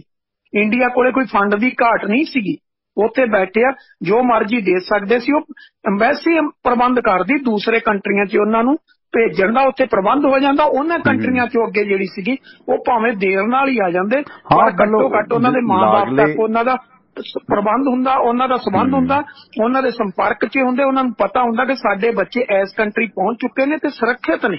ਹਾਂ, ਲਾਗਲੇ ਕੰਟਰੀਆਂ 'ਚ ਸ਼ਿਫਟ ਕੀਤਾ ਜਾ ਸਕਦਾ ਸੀ ਸੁਰਿੰਦਰ। ਵੀ ਜ਼ਰੂਰੀ ਨਹੀਂ ਕਿ ਤੁਸੀਂ ਨਾਲ ਦੀ ਨਾਲ ਇੰਡੀਆ ਮਤਲਬ ਤੁਸੀਂ ਉਹਨਾਂ ਦੀ ਫਲਾਈਟ ਕਰਾਓ, ਨਾਲ ਲਾਗਲੇ ਕੰਟਰੀਆਂ 'ਚ ਕੈਂਪ ਲਾਏ ਜਾ ਸਕਦੇ ਸੀ। ਉਹ ਬੱਚੇ ਆਪਣੇ ਤੌਰ ਤੇ ਵੀ ਚਲੋ ਖਾਣ ਪਾਣ ਦਾ ਪ੍ਰਬੰਧ ਕਰ ਲੈਂਦੇ ਨੇ। ਜੇ ਤੁਸੀਂ ਅਕੋਮੋਡੇਸ਼ਨ ਨਹੀਂ ਦੇ ਸਕਦੇ ਤੇ ਘੱਟੋ ਘੱਟ ਸੁਰੱਖਿਆ ਤਾਂ ਉੱਥੇ ਮਤਲਬ ਇੰਨਾ ਤਾਂ ਫਰਜ਼ ਬਣਦਾ ਨਾ ਕਿ ਲਾਗਲੇ ਜਿਹੜੇ ਸੇਫ ਕੰਟਰੀ ਨੇ। ਹੁਣ 6 ਦਿਨ ਹੋ ਗਏ ਰੌਲਾ ਪੈਂਦੇ ਨੂੰ, ਤੇ 6 ਦਿਨਾਂ ਦੇ ਦੌਰਾਨ ਵੀ ਜੇ ਤੁਸੀਂ 6 ਫਲਾਈਟਾਂ ਭੇਜੀਆਂ ਨੇ ਅਜੇ ਤੱਕ, ਮਤਲਬ ਪ੍ਰੋਜੈਕਟ ਲਾਣੀ ਜਾਓ ਜੀ, ਗੰਗਾ ਜੀ, ਫਲਾਂ ਜੀ, ਢਮਕਾਂ ਜੀ, ਕੀ ਮਤਲਬ ਯਾਰ? ਤੁਸੀਂ ਉਹਨਾਂ ਨੂੰ ਕਾਰਗੋ ਦੇ ਉਹਦੇ ਵਿੱਚ ਆਪਣਾ ਰੇਲਵੇ ਦੇ ਥਰੂ ਜਾਂ ਕਿਸੇ ਵੀ ਤਰ੍ਹਾਂ ਲਾਗਲੇ ਕੰਟਰੀ ਤੱਕ ਤਾਂ ਕੱਢ ਸਕਦੇ ਹੋ ਨਾ। ਉਹਦਾ ਜਿਹੜੀਆਂ ਰੈੱਡ ਕਰਾਸ ਹੈ ਜਾਂ ਉਹ ਚੀਜ਼ਾਂ ਨੇ ਉਹ ਵੀ ਅਟੈਕ ਨਹੀਂ ਕਰਦੀਆਂ ਜਦੋਂ ਪਤਾ ਹੈ ਤੁਹਾਡੀ ਅੰਬੈਸੀ ਦਾ ਫਲੈਗ ਹੈ, ਇੰਡੀਅਨ ਅੰਬੈਸੀ ਦਾ ਫਲੈਗ ਹੈ, ਉੱਥੋਂ ਆਪਣਾ ਤੁਸੀਂ ਕਾਨਵਾਈ ਕੱਢ ਸਕਦੇ ਹੋ, ਹੈ ਨਾ। ਸੋ ਇਸ ਨਾਲੇ ਰਸ਼ੀਆ ਤੇ ਯੂਕਰੇਨ, ਕਿਉਂਕਿ ਰਸ਼ੀਆ ਦੇ ਖਿਲਾਫ ਤੁਸੀਂ ਵੇਖੋ ਇਹ ਸਿਆਣਪ ਚਲੋ ਇਹਨਾਂ ਨੇ ਕੀਤੀ ਹੈ, ਵਿਸ਼ਵ ਹੀਰੋ ਨਹੀਂ ਬਣੇ। ਤੇ ਜਿਹੜਾ ਸੁਰੱਖਿਆ ਕੌਂਸਲ ਦਾ ਮਤਾ ਲਿਆਂਦਾ ਗਿਆ ਸੀ ਰਸ਼ੀਆ ਦੇ ਖਿਲਾਫ, ਭਾਵੇਂ ਰਸ਼ੀਆ ਨੇ ਉਹ ਵੀਟੋ ਕਰ ਦਿੱਤਾ, ਨਾਟੋ ਮੁਲਕ ਜੋ ਲਿਆਇਆ ਸੀ, ਉਹਦੇ 'ਚ ਇਹਨਾਂ ਨੇ ਇੰਡੀਆ ਨੇ ਵੋਟ ਨਹੀਂ ਪਾਈ। ਮਸਲਨ ਇੰਡੀਅਨ ਲੋਕਾਂ ਨੂੰ ਜਾਂ ਇੰਡੀਅਨ ਅੰਬੈਸੀ ਨੂੰ ਯੂਕਰੇਨ ਤੇ ਰਸ਼ੀਆ ਦੋਨੋਂ ਰਿਸਪੈਕਟ ਕਰਦੇ ਨੇ, ਇਹ ਗੱਲ ਕਲੀਅਰ ਹੈ।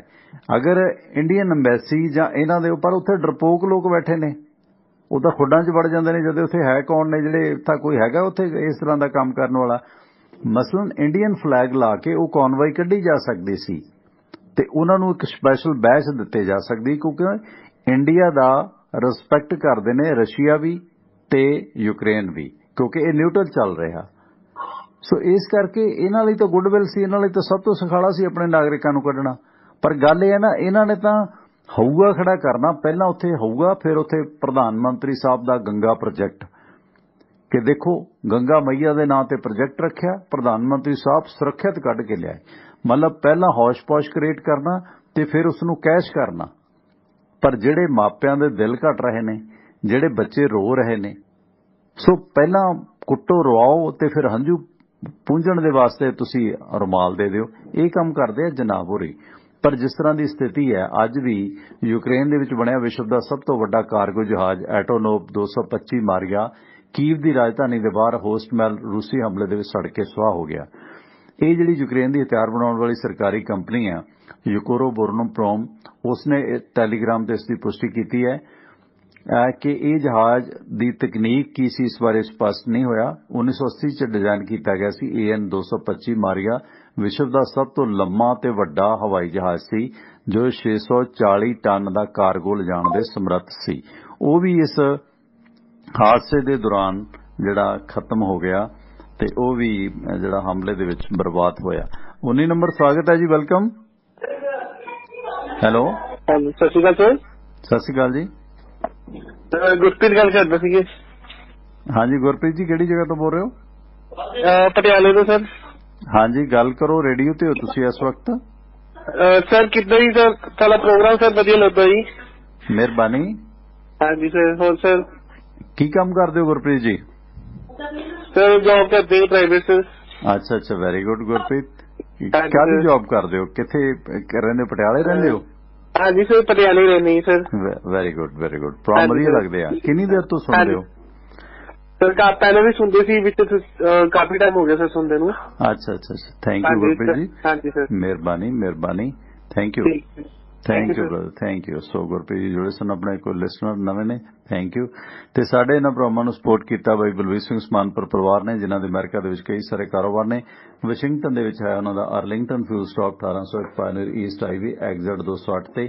ਇਸ ਲੋਕੇਸ਼ਨ ਤੇ ਫ੍ਰੀ ਕਾਫੀ, ਈਮੇਲ, ਫੈਕਸ ਕਰਨ ਦੀ ਸੁਵਿਧਾ ਤੇ ਟਰੱਕ ਪਾਰਕਿੰਗ ਫ੍ਰੀ ਹੈ। ਨਾਲ ਟਰੱਕਾਂ ਦਾ ਸਮਾਨ ਸਮੱਗਰੀ ਖਰੀਦ ਸਕਦੇ ਹੋ। ਦੂਜੀ ਲੋਕੇਸ਼ਨ ਇਹਨਾਂ ਦੀ ਕੈਲੀਫੋਰਨੀਆ ਚ ਲੌਸਟਲ ਟਰੈਵਲ ਸੈਂਟਰ 14814 ਲੋਮਾ ਸਟਰੀਟ ਲੌਸਟਲ ਐਗਜ਼ਿਟ 278 ਤੇ।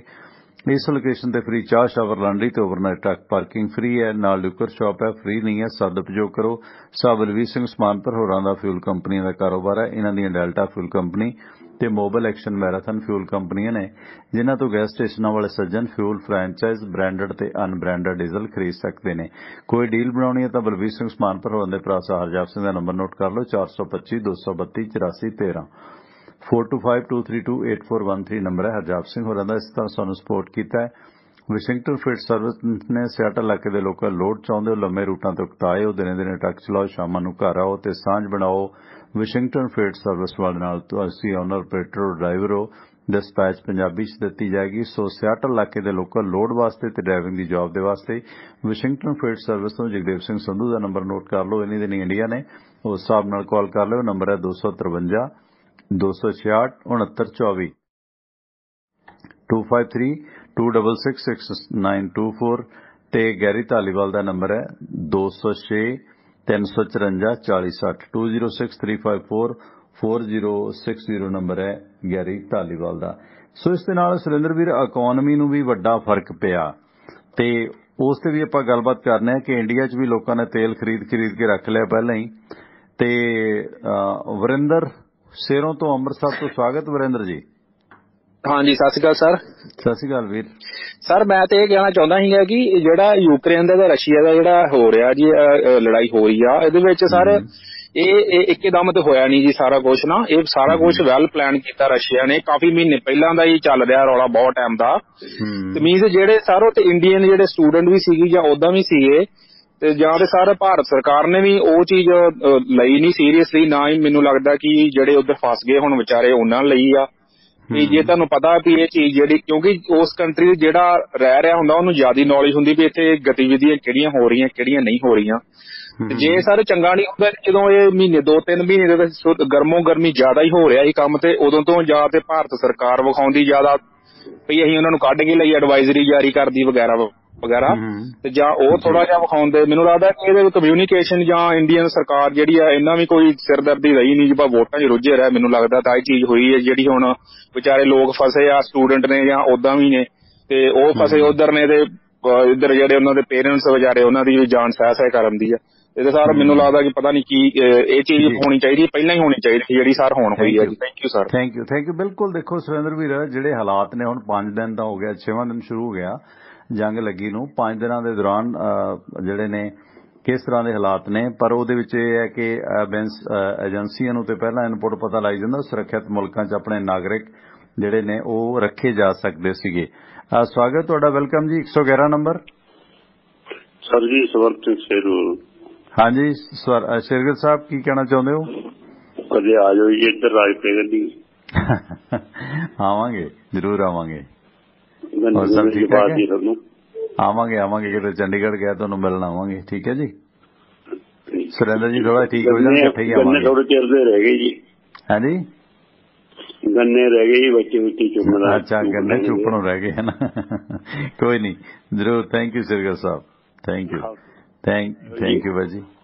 ਅੱਛਾ ਸੁਰਿੰਦਰ ਵੀਰ, ਇਹ ਜਿਸ ਤਰ੍ਹਾਂ ਇਕੋਨਮੀ ਗੋਤੇ ਖਾਣ ਲੱਗੀ ਹੈ, ਵਿਸ਼ਵ ਪੱਧਰ ਤੇ ਆਰਥਿਕ ਸਥਿਤੀ ਜਿਹੜੀ ਗੜਬੜ ਹੋਣ ਲੱਗੀ ਹੈ, ਕਿਉਂਕਿ ਰਸ਼ੀਆ ਦੀ ਸ਼ਰਾਬ ਜਾਂ ਰਸ਼ੀਆ ਦੇ ਬਹੁਤ ਸਾਰੇ ਪ੍ਰੋਜੈਕਟ ਨੇ ਜਿਹੜੇ ਉਹ ਲੋਕੀ ਪ੍ਰੋਡਕਟ ਨੇ ਜਿਹੜੇ ਉਹ ਗੁਰੇਜ਼ ਕਰਨ ਲੱਗੇ ਨੇ। ਜਿਹੜੀ ਰਸ਼ੀਅਨ ਕਰੰਸੀ ਹੈ ਰੂਬਲ, ਬਹੁਤ ਸਾਰੇ ਲੋਕਾਂ ਦਾ ਨਾਮ ਵੀ ਰੂਬਲ ਹੁੰਦਾ, ਡਾਲਰ ਵੀ ਹੁੰਦਾ।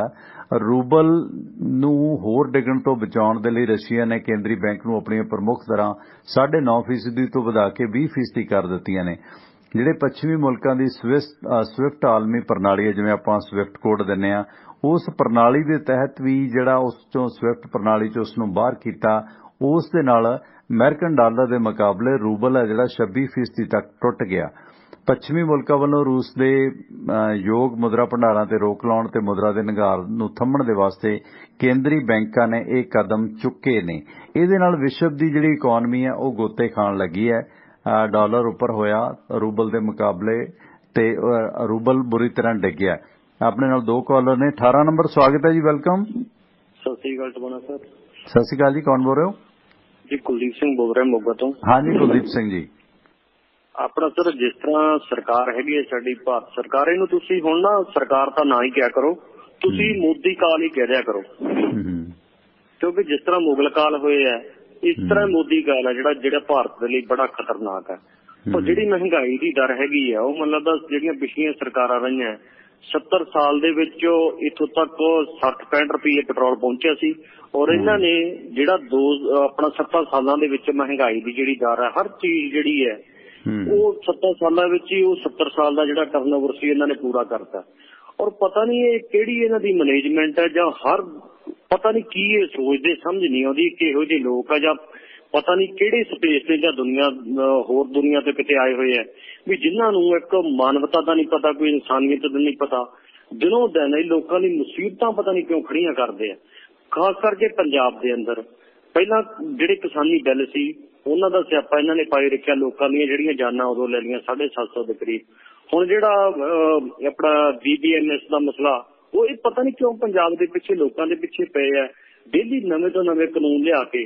ਪਤਾ ਨਹੀਂ ਇਹ ਕਿਹੜੇ ਪਾਸੇ। ਮੈਂ ਇੱਕ ਤੁਹਾਨੂੰ ਬੇਨਤੀ ਕਰਨਾ ਚਾਹੂੰਗਾ ਕਿ ਮੈਨੂੰ ਇੱਕ ਵਾਰੀ ਜ਼ਰੂਰ ਇਹ ਦੱਸਿਓ ਵੀ ਇਹੋ ਜਿਹੇ ਲੋਕਾਂ ਤੋਂ ਜਿਹੜਾ ਮੋਦੀ ਕਾਲ ਹੈਗਾ, ਸਾਡਾ ਖਹਿੜਾ ਕਦੇ ਛੁੱਟੂਗਾ ਵੀ ਕਿ ਨਹੀਂ? ਲੋਕਾਂ ਨੂੰ ਉਮੀਦ ਨਹੀਂ ਹੈ, ਕਿਉਂਕਿ ਦੇਖੋ ਇਸ ਮੁਹਾਜ ਨੂੰ ਜਿਹੜਾ ਪੰਜਾਬ ਤੋਂ ਹੀ ਮਹਿੰਗਾਈ ਦੇ ਲੁੱਟ ਦੇ ਖਿਲਾਫ ਪੰਜਾਬ ਤੋਂ ਹੀ ਮੁਹਾਜ ਉੱਠਣਾ ਸੀ, ਤੇ ਪੰਜਾਬ ਦੇ ਵਿੱਚ ਇਸ ਮੁਹਾਜ ਨੂੰ ਖਤਮ ਕਰਨ ਵਾਸਤੇ ਹੁਣ ਕੋਈ ਖੁਦ ਮੁਖਤਾਰੀ ਦਾ, ਕੋਈ ਖਾਲਿਸਤਾਨ ਦਾ ਮੁੱਦਾ ਚੁੱਕੀ ਫਿਰਦਾ, ਕੋਈ ਕਹਿੰਦਾ ਇਹ ਸਾਡੀ ਨਸਲਾਂ ਦੀ ਲੜਾਈ ਹੈ, ਨਾਲੇ ਇੰਨੇ ਜੋਗੇ ਹੈ ਵੀ ਨਹੀਂ।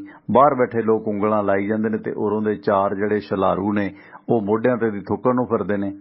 ਤੇ ਇਸ ਦੌਰਾਨ ਇਹ ਜਿਹੜੀ ਪੰਜਾਬ 'ਚੋਂ ਐਜੀਟੇਸ਼ਨ ਕੋਈ ਵੀ ਉੱਠਣੀ ਹੈ ਨਾ, ਮਾਫ ਕਰਨਾ, ਉਹਨੂੰ ਕੇਂਦਰ ਸਰਕਾਰ ਨੇ, ਮੋਦੀ ਸਾਹਿਬ ਨੇ ਖਤਮ ਕਰਨਾ ਹੈ, ਤਾਂ ਜੋ ਮੁੜ ਕੇ ਕੋਈ ਰਿਲਾਇੰਸ ਦਾ, ਅੰਬਾਨੀ ਅਡਾਨੀ ਦਾ ਦਗੜੂ ਪਲਾਂਟ ਜਾਂ ਉਹਦਾ ਕਾਰੋਬਾਰ ਨਾ ਘੇਰ ਸਕੇ। ਸੋ ਇਸ ਕਰਕੇ ਉਹ ਖਾਲਿਸਤਾਨ ਦੀ ਗੇਂਦ ਰੇੜੀ ਜਾ ਰਹੀ ਹੈ।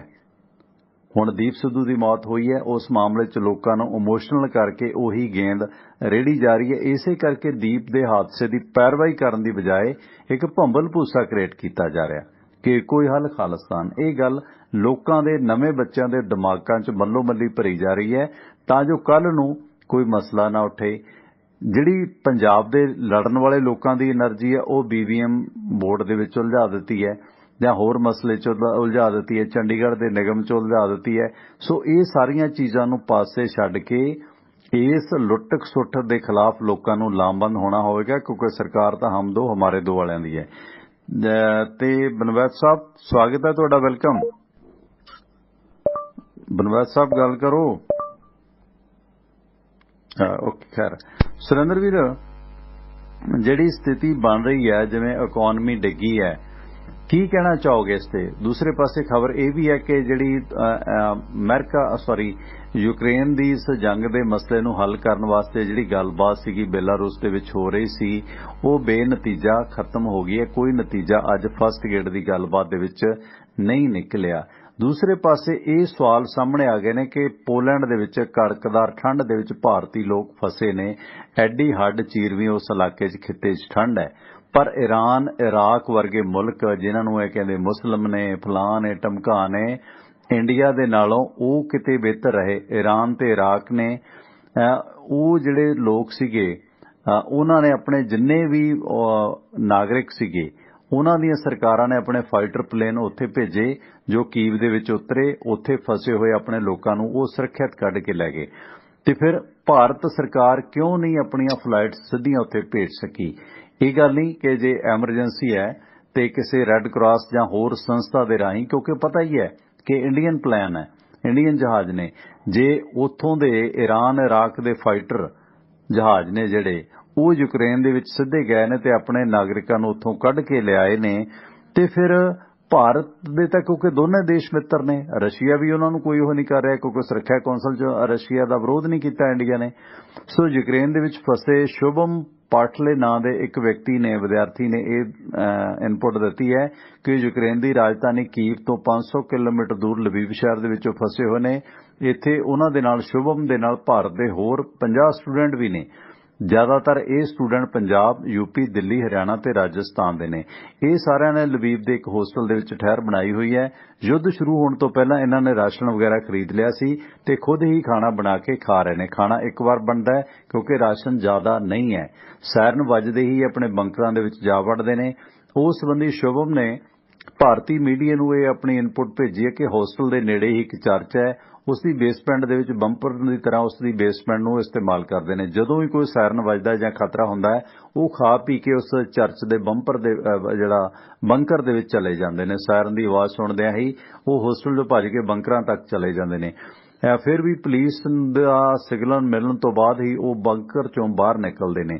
ਤੇ ਇਹ ਦਿਨ ਦੇ ਵਿੱਚ ਕਈ ਦਫਾ ਹੁੰਦਾ। ਇਸ ਗਰੁੱਪ ਦੇ ਵਿੱਚ 8 ਲੜਕੀਆਂ ਵੀ ਸ਼ਾਮਲ ਨੇ। ਬਾਰ-ਬਾਰ ਉਸ ਬੇਸਮੈਂਟ ਰੂਪੀ ਬੰਕਰ ਦੇ ਵਿੱਚ ਜਾਣਾ ਤੇ ਫਿਰ ਹੋਸਟਲ ਦੇ ਵਿੱਚ ਆਉਣਾ। ਸੋ ਇਸ ਕਰਕੇ ਉਹਨਾਂ ਦੀ ਮੈਂਟਲ ਹੈਲਥ ਤੇ ਅਸਰ ਪੈ ਰਿਹਾ। ਸੋ ਇਹਨਾਂ ਦੇ ਦੌਰਾਨ ਉੱਥੇ -4 ਡਿਗਰੀ ਸੁਰਿੰਦਰ ਵੀ ਟੈਂਪਰੇਚਰ ਹੈ ਤੇ ਬੰਕਰ ਦੇ ਵਿੱਚ ਜਾ ਕੇ ਤਾਂ ਇਹ ਟੈਂਪਰੇਚਰ ਹੋਰ ਘਟ ਜਾਂਦਾ ਕਿਉਂਕਿ ਉੱਥੇ ਬਹੁਤਾ ਸੇਫ ਨਹੀਂ ਹੈ। ਸੋ ਇਹ ਸਵਾਲ ਉੱਠਿਆ ਕਿ ਈਰਾਨ ਤੇ ਇਰਾਕ ਦੇ ਜਿਹੜੇ ਫਾਈਟਰ ਗਏ ਨੇ ਜਹਾਜ਼ ਉੱਥੇ, ਉਹ ਆਪਣੇ ਨਾਗਰਿਕਾਂ ਨੂੰ ਕੱਢ ਕੇ ਲਿਆਏ ਨੇ ਤੇ ਮੋਦੀ ਸਾਹਿਬ ਨਹੀਂ ਲਿਆ ਸਕੇ। ਇਹ ਦੋਸ਼ ਸ਼ੁਭਮ ਹੋਣਾ ਨੇ ਉਹ 50 ਵਿਦਿਆਰਥੀਆਂ ਨੇ ਲਾਏ ਨੇ। ਤੇ ਹੁਣ ਮੋਦੀ ਸਾਹਿਬ ਕਿਸ ਆਧਾਰ ਤੇ ਕਹਿਣਗੇ ਕਿ ਅਸੀਂ ਸਭ ਤੋਂ ਵੱਡੀ ਪਾਵਰ ਹੈ, ਅਸੀਂ ਸਾਰੇ ਨਾਗਰਿਕਾਂ ਦਾ ਖਿਆਲ ਰੱਖਦੇ ਹਾਂ? ਬਨਵੈਸ ਸਾਹਿਬ ਸਵਾਗਤ ਹੈ ਤੁਹਾਡਾ, ਵੈਲਕਮ। ਸੌਰੀ ਬਨਵੈਸ ਸਾਹਿਬ, ਤੁਹਾਨੂੰ ਜਦੋਂ 에ਅਰ ਤੇ ਪਾਉਣਾ ਕਾਲ ਟੂੰ ਕਰ ਜਾਂਦੀ ਹੈ। ਤੇ 1500 ਨੰਬਰ ਮੁਕੱਦਰ ਜੀ ਸਵਾਗਤ ਹੈ ਤੁਹਾਡਾ, ਵੈਲਕਮ। ਮੁਕੱਦਰ ਜੀ ਗੱਲ ਕਰੋ ਜਰਾ। ਹੈਲੋ, ਹਾਂਜੀ ਗੱਲ ਕਰੋ ਤੁਸੀਂ। ਸਤਿ ਸ਼੍ਰੀ ਅਕਾਲ। ਸਤਿ ਸ਼੍ਰੀ ਅਕਾਲ। ਸਤਿ ਸ਼੍ਰੀ ਅਕਾਲ ਟੋਣਾ ਜੀ। ਜੀ ਟੋਣਾ ਜੀ, ਜਿਹੜੇ ਮੋਦੀ ਜੀ ਗੱਲ ਕਰ ਰਹੇ ਸੀ ਨਾ, ਵਿਸ਼ਵ ਉਹ ਕਹਿੰਦੇ ਜੰਗ ਲੱਗ ਗਈ ਤੇ ਵਿਸ਼ਵ ਸ਼ਕਤੀ ਬਣਨਾ। ਇਹਨਾਂ ਨੂੰ ਹੁਣ ਇਹ ਨਾ ਤੇਲ ਸੌਖਾ ਹੋ ਜੂ ਜੀ, 200 ਰੁਪਏ ਲੀਟਰ ਕਰਨਾ, ਉਸ ਤਰ੍ਹਾਂ ਥੋੜਾ ਜਿਹਾ ਸੰਗ ਕੇ ਵਧਾਉਣਾ ਸੀ ਇਹਨਾਂ ਨੇ। ਹੁਣ ਬਹਾਨਾ ਮਿਲ ਗਿਆ ਜੀ ਇਹਨਾਂ ਨੂੰ। ਤੇ ਦੂਜੀ ਗੱਲ ਟਵਾਣਾ ਸਾਹਿਬ, ਜਿਹੜੀ ਹੁਣ ਇਹ ਆ ਦੀਪ ਸਿੱਧੂ ਵਾਲੇ ਮਸਲੇ ਦੇ ਦੇਖੋ ਕਈ ਵੀਡੀਓ ਇਹ ਲਗਾਤਾਰ ਪੈ ਰਹੀਆਂ ਨੇ ਵੀ ਲੱਖੇ ਨੇ ਕਿਉਂ ਸੱਦਾ ਦੇਤਾ ਜੀ। ਇਹ ਤਾਂ ਟਵਾਣਾ ਸਾਹਿਬ ਇੱਕ ਪਾਸੇ ਤਾਂ ਇਹ ਆਪ ਕਹਿੰਦੇ ਨੇ ਵੀ ਇਹ ਕਹਿੰਦਾ ਸੀ ਵੀ ਸਾਰੇ ਰਲ ਕੇ ਚੱਲੋ, ਇਹ ਹੁਣ ਇਹ ਐਂ ਕਰਦੇ ਪਏ ਨੇ ਵੀ ਜਿਵੇਂ ਮੰਨ ਲਓ ਇਹਨਾਂ ਨੇ ਰਜਿਸਟਰੀ ਕਰਾ ਲਈ ਹੋਵੇ, ਪਾੜ ਕੇ ਫਿਰ ਉਹੀ ਚੀਜ਼ਾਂ ਜਿਹੜੀਆਂ ਨੇ ਵੀ ਮੰਨ ਲਓ ਵੰਡ ਕੇ ਤੇ ਫਿਰ ਉਹੀ ਕਾਰਨ ਬਣਨਗੇ ਜੀ ਜਿਹੜੇ ਨਹੀਂ ਬਣਨੇ ਚਾਹੀਦੇ। ਜੀ ਬਿਲਕੁਲ ਬਿਲਕੁਲ, ਥੈਂਕ ਯੂ ਮੁਕੱਦਰ ਜੀ। ਮੁੱਖ ਦੀ ਗੱਲ ਇਹੀ ਹੈ ਨਾ, ਇਹ ਮੋਦੀ ਸਾਹਿਬ ਨੂੰ ਇਹ ਚੀਜ਼ਾਂ ਰਾਸ ਆਉਣਗੀਆਂ। ਯੂਕਰੇਨ ਦਾ ਤਾਂ ਸਾਨੂੰ ਹੇਜ ਆਉਂਦਾ ਪਰ ਆਪਣੇ ਕਿਸਾਨਾਂ ਦਾ ਹੇਜ ਨਹੀਂ ਆਉਂਦਾ। ਇਹ ਬਦਕਿਸਮਤੀ ਹੈ, ਸੋ ਇਸ ਕਰਕੇ ਉਹ ਇਸ ਤਰ੍ਹਾਂ ਦੀ ਜਿਹੜੀ ਬਾਰ-ਬਾਰ ਗੇਮ ਖੇਡ ਰਹੇ ਨੇ ਜਿਸ ਦੇ ਵਿੱਚ ਇਹ ਗੱਲ ਮੁੜ ਕੇ ਜਿਹੜੀ ਸਮੱਸਿਆ ਕ੍ਰੀਏਟ ਹੋਵੇ। ਸਵਾਗਤ ਹੈ ਜੀ ਤੁਹਾਡਾ। ਅਗਲੇ ਕਾਲਰ। ਹੈਲੋ। ਹਾਂਜੀ ਬਨਵਾਸ ਸਾਹਿਬ ਗੱਲ ਕਰੋ। ਸਤਿ ਸ਼੍ਰੀ ਅਕਾਲ ਜੀ। ਤੁਹਾਡੀ WhatsApp ਦੀ ਕਾਲ ਕੱਟ ਰਹੀ ਸੀ ਜੀ ਬਾਰ-ਬਾਰ, ਤਾਂ ਮੈਂ ਕਿਹਾ ਚਲੋ ਲੈਣ ਲਾਈਨ ਤੇ ਕੋਈ ਨਹੀਂ, ਗੱਲ ਕਰੋ। ਸਤਿ ਸ਼੍ਰੀ ਅਕਾਲ ਜੀ। ਮੈਂ ਗੱਲ ਇਹ ਕਹਿਣਾ ਚਾਹੁੰਦਾ, ਜੋ ਤੁਸੀਂ ਹਾਲਾਤ ਦੱਸ ਰਹੇ ਹੋ ਉਹਨਾਂ ਸਾਰੇ ਸਟੂਡੈਂਟਸ ਔਰ ਇੰਡੀਅਨਸ ਔਰ ਸਾਰੇ ਯੂਕਰੇਨ ਔਰ ਇਹਨਾਂ ਸਾਰਿਆਂ ਵਾਸਤੇ ਸਾਡੀ ਸਹਾਨੁਭੂਤੀ ਸੰਵੇਦਨਾ ਹੈਗੀ ਹੈ। ਜੋ ਹਾਲਾਤ ਉੱਥੇ ਦੇ ਹੈਗੇ ਨੇ ਉਹਨਾਂ ਤੋਂ ਚਿੰਤਾ ਜ਼ਾਹਿਰ ਹੋ ਰਹੀ ਹੈ। ਖੈਰ ਗੱਲ ਇਹ ਹੈਗੀ ਹੈ ਕਿ ਜੇ ਅੱਜ ਸਵਰਗੀ ਸੁਸ਼ਮਾ ਸਵਰਾਜ ਜਿੰਦਾ ਹੁੰਦੇ ਔਰ ਐਜ਼ ਏ ਫੋਰਨ ਮਿਨਿਸਟਰ ਹੁੰਦੇ ਤਾਂ ਵੀ ਇਹੀ ਹਾਲਾਤ ਹੋਣੇ ਸੀਗੇ ਇੰਡੀਅਨ ਸਟੂਡੈਂਟਸ ਦੇ ਉੱਥੇ ਜਾਂ ਕੁਝ ਵੱਖਰੇ ਹੋਣੇ ਸੀਗੇ? ਉਹ ਥੋੜਾ ਜਿਹਾ ਪੇਨ ਲੈਂਦੇ ਨੇ ਕਿਉਂਕਿ ਔਰਤਪਣ ਸੀ ਉਹਦੇ ਵਿੱਚ, ਇਹ ਵੀ ਕਾਰਨ ਸੀ। ਪਰ ਗੱਲ ਇਹ ਹੈ ਨਾ, ਕਰਨਾ ਤੇ ਬਾਈ ਜੀ ਲਾਣੇਦਾਰ ਨੇ ਆ। ਹੁਣ ਜੇ ਲਾਣੇਦਾਰ ਮੋਦੀ ਸਾਹਿਬ ਕਹਿ ਰਹੇ ਨੇ ਕਿ ਵਿਸ਼ਵ ਪਾਵਰ ਬਣ ਰਹੇ ਆ ਤੇ ਜੈ ਸ਼ੰਕਰ ਹੋਰਾਂ ਦੀ ਕੀ ਔਕਾਤ ਹੈ ਕਿ ਉਹ ਕਹਿਣਗੇ ਅਸੀਂ ਜਾਣਾ? ਮੋਦੀ ਤੋਂ ਬਿਨਾਂ ਤਾਂ ਕੋਈ ਉੱਥੇ ਥੌਂਕਾ ਨਹੀਂ ਭਰਦਾ। ਹੁਣ ਸੁਸ਼ਮਾ ਸਵਰਾਜ ਵੀ ਕੰਮ ਕਰੀ ਜਾਂਦੀ ਸੀ, ਠੀਕ ਹੈ ਕਿ ਉਹ ਥੋੜੀ ਇਮੋਸ਼ਨਲ ਸੀ, ਉਹਨੇ ਕੰਮ ਕੀਤਾ, ਪਰ ਆਪਣੇ ਤੌਰ ਤੇ ਸੁਸ਼ਮਾ ਸਵਰਾਜ ਕੀ ਕਰ ਸਕਦੀ ਸੀ ਕਿਉਂਕਿ ਉਹ ਅਡਵਾਨੀ ਖੇਮੇ ਚੋਂ ਸੀ, ਉਹ ਵੀ ਕੀ ਕਰ ਲੈਂਦੀ?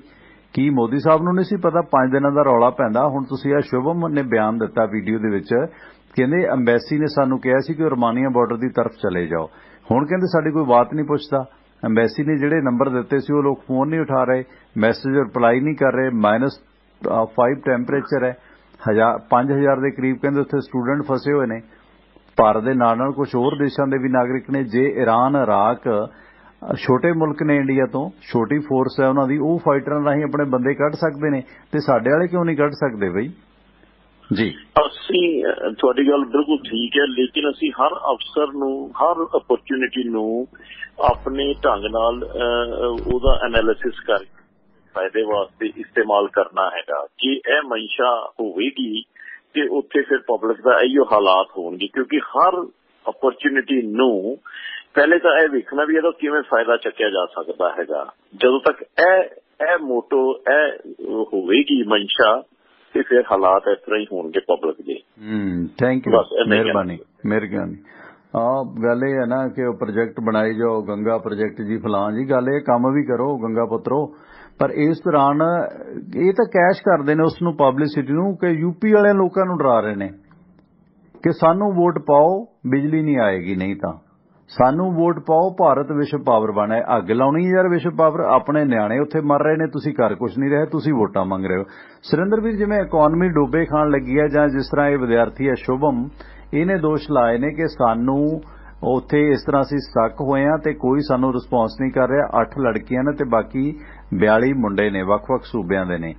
ਇਸ ਦੌਰਾਨ ਕਹਿੰਦੇ ਯੂਕਰੇਨ ਦੇ ਵਿੱਚ ਈਰਾਨ ਤੇ ਇਰਾਕ ਨੇ ਆਪਣੇ ਫਾਈਟਰ ਭੇਜ ਕੇ ਆਪਣੇ ਨਾਗਰਿਕ ਉੱਥੋਂ ਸੁਰੱਖਿਅਤ ਕੱਢ ਲਏ, ਪਰ ਸਾਡੀ ਕੋਈ ਵਾਹੀ ਧਾਈ ਨਹੀਂ ਹੈ। ਤੇ ਇਸ ਦੌਰਾਨ ਇਕਨੋਮੀ ਜਿਹੜੀ ਡੋਬੇ ਖਾਣ ਲੱਗੀ ਹੈ, ਉਸ ਦਾ ਕੀ ਅਸਰ ਰਹੇਗਾ? ਇਹਨਾਂ ਦੋਨਾਂ ਤੇ ਕਰੋ ਕੰਪਲੀਟ ਪਲੀਜ਼ ਜੀ ਸੁਰਿੰਦਰ। ਪਹਿਲੀ ਗੱਲ ਤੇ ਆ ਕਿ ਆਪਣੇ ਜਿਹੜੇ ਨਾਗਰਿਕ ਸੀ ਉਹਨਾਂ ਨੂੰ ਕੱਢਣਾ। ਹੁਣ ਪਾਵਰ ਨੰਬਰ 1 ਦੀ ਤਾਂ ਗੱਲ ਕਰਦੇ ਆ ਕਿ ਅਸੀਂ ਦੁਨੀਆ ਦੀ ਪਾਵਰ ਨੰਬਰ 1 ਆ, ਪਰ ਉਲਝੇ ਪਏ ਉੱਤਰ ਪ੍ਰਦੇਸ਼ ਤੇ ਮਨੀਪੁਰ ਦੀ ਚੋਣ 'ਚ, ਉਹਦੇ ਤੋਂ ਇਲਾਵਾ ਤਾਂ ਕੋਈ ਸੁੱਝ ਹੀ ਨਹੀਂ ਰਿਹਾ। ਤੀਜੇ ਬੰਨੇ ਜਾਣ ਦੀ ਤੇ ਗੱਲ ਹੀ ਨਹੀਂ। ਮਤਲਬ ਮੈਂ ਹੈਰਾਨਗੀ ਇਸ ਗੱਲ ਤੋਂ ਆ, ਏਡੇ ਨਲਾਇਕੀ ਦਾ ਮਤਲਬ ਹੱਦ ਕਰ ਦਿੱਤੀ ਆ। ਪ੍ਰਾਈਮ ਮਿਨਿਸਟਰ ਹੋਵੇ ਤੇ ਉਹ ਇੱਕ ਸਟੇਟ ਦੀ ਚੋਣ 'ਚ ਉਲਝਿਆ ਪਿਆ ਹੋਵੇ, 7-7, 8-8 ਪੇਜ 'ਚ ਇੱਕ ਸਟੇਟ ਦੀ ਚੋਣ ਕਰਾ ਦੋ ਤੇ ਹਰ ਇੱਕ ਦੇ ਘਰ ਤੱਕ ਜਾਣਾ ਹੋਵੇ, ਉਹ ਵੀ 5 ਸਾਲ ਬਾਅਦ ਜਾਣਾ, ਅੱਗੇ ਪਿੱਛੇ ਕਿਸੇ ਦੀ ਬਾਤ ਨਹੀਂ ਪੁੱਛਣੀ। ਹੁਣ ਗੱਲ ਤਾਂ ਇਹ ਆ ਕਿ ਦੇਖੋ ਆਮ ਲੋਕਾਂ ਨੂੰ ਪਤਾ ਹੋਵੇ ਨਾ ਹੋਵੇ, ਠੀਕ ਹੈ। ਹੁਣ ਤੁਹਾਡੀਆਂ ਏਜੰਸੀਆਂ ਕਿੱਥੇ ਨੇ? ਤੁਹਾਡਾ ਉੱਥੇ ਦੂਤਾਵਾਸ ਕਿੱਥੇ ਆ ਜਿਹੜਾ ਬੈਠਾ ਸੀ, ਜਿਹਨੂੰ ਪਤਾ ਨਹੀਂ ਸੀ ਕਿ ਹਾਲਾਤ ਕੀ ਬਣੇ ਨੇ? ਕਿਉਂ ਨਹੀਂ ਪੁਖਤਾ ਇੰਤਜ਼ਾਮ ਕੀਤੇ? ਠੀਕ ਆ, ਤੁਸੀਂ ਫਲਾਈਟ ਦਾ ਇੰਤਜ਼ਾਮ ਮੌਕੇ ਤੇ ਨਹੀਂ ਕਰ ਸਕੇ, ਨਾ ਕਰ ਸਕੋ, ਘੱਟੋ ਘੱਟ ਉਸ ਕੰਟਰੀ ਚੋਂ ਨਾਲ ਦੇ ਲੱਗਦੇ ਕੰਟਰੀਆਂ ਦੇ ਵਿੱਚ ਆਪਣੇ ਜਿਹੜੇ ਤੁਹਾਡੇ ਨਾਗਰਿਕ ਨੇ ਉਹਨਾਂ ਨੂੰ ਕੱਢ ਕੇ ਤੁਸੀਂ ਲਿਜਾ ਸਕਦੇ ਸੀ, ਤੇ ਲਿਜਾਣਾ ਤੁਹਾਡੀ ਡਿਊਟੀ ਬਣਦੀ ਸੀ। ਪਰ ਬਦਕਿਸਮਤੀ ਤੁਸੀਂ ਲੈ ਕੇ ਨਹੀਂ ਗਏ।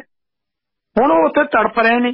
ਜਿਹੜੇ ਹਾਲਾਤ ਚੱਲ ਰਹੇ ਉਹ 5ਵੀਂ ਫਲਾਈਟ ਆਈ ਆ, 6ਵੀਂ ਜਿਹੜੀ ਆ ਉਹ ਰਾਤ ਆਉਣੀ ਆ ਜਾਂ ਕੱਲ ਆਉਣੀ, ਦਿਨ ਚੜ੍ਹਦੇ ਤੱਕ ਕਦੋਂ ਆਉਂਦੀ ਉਹ ਬਾਅਦ ਦੀ ਗੱਲ ਆ।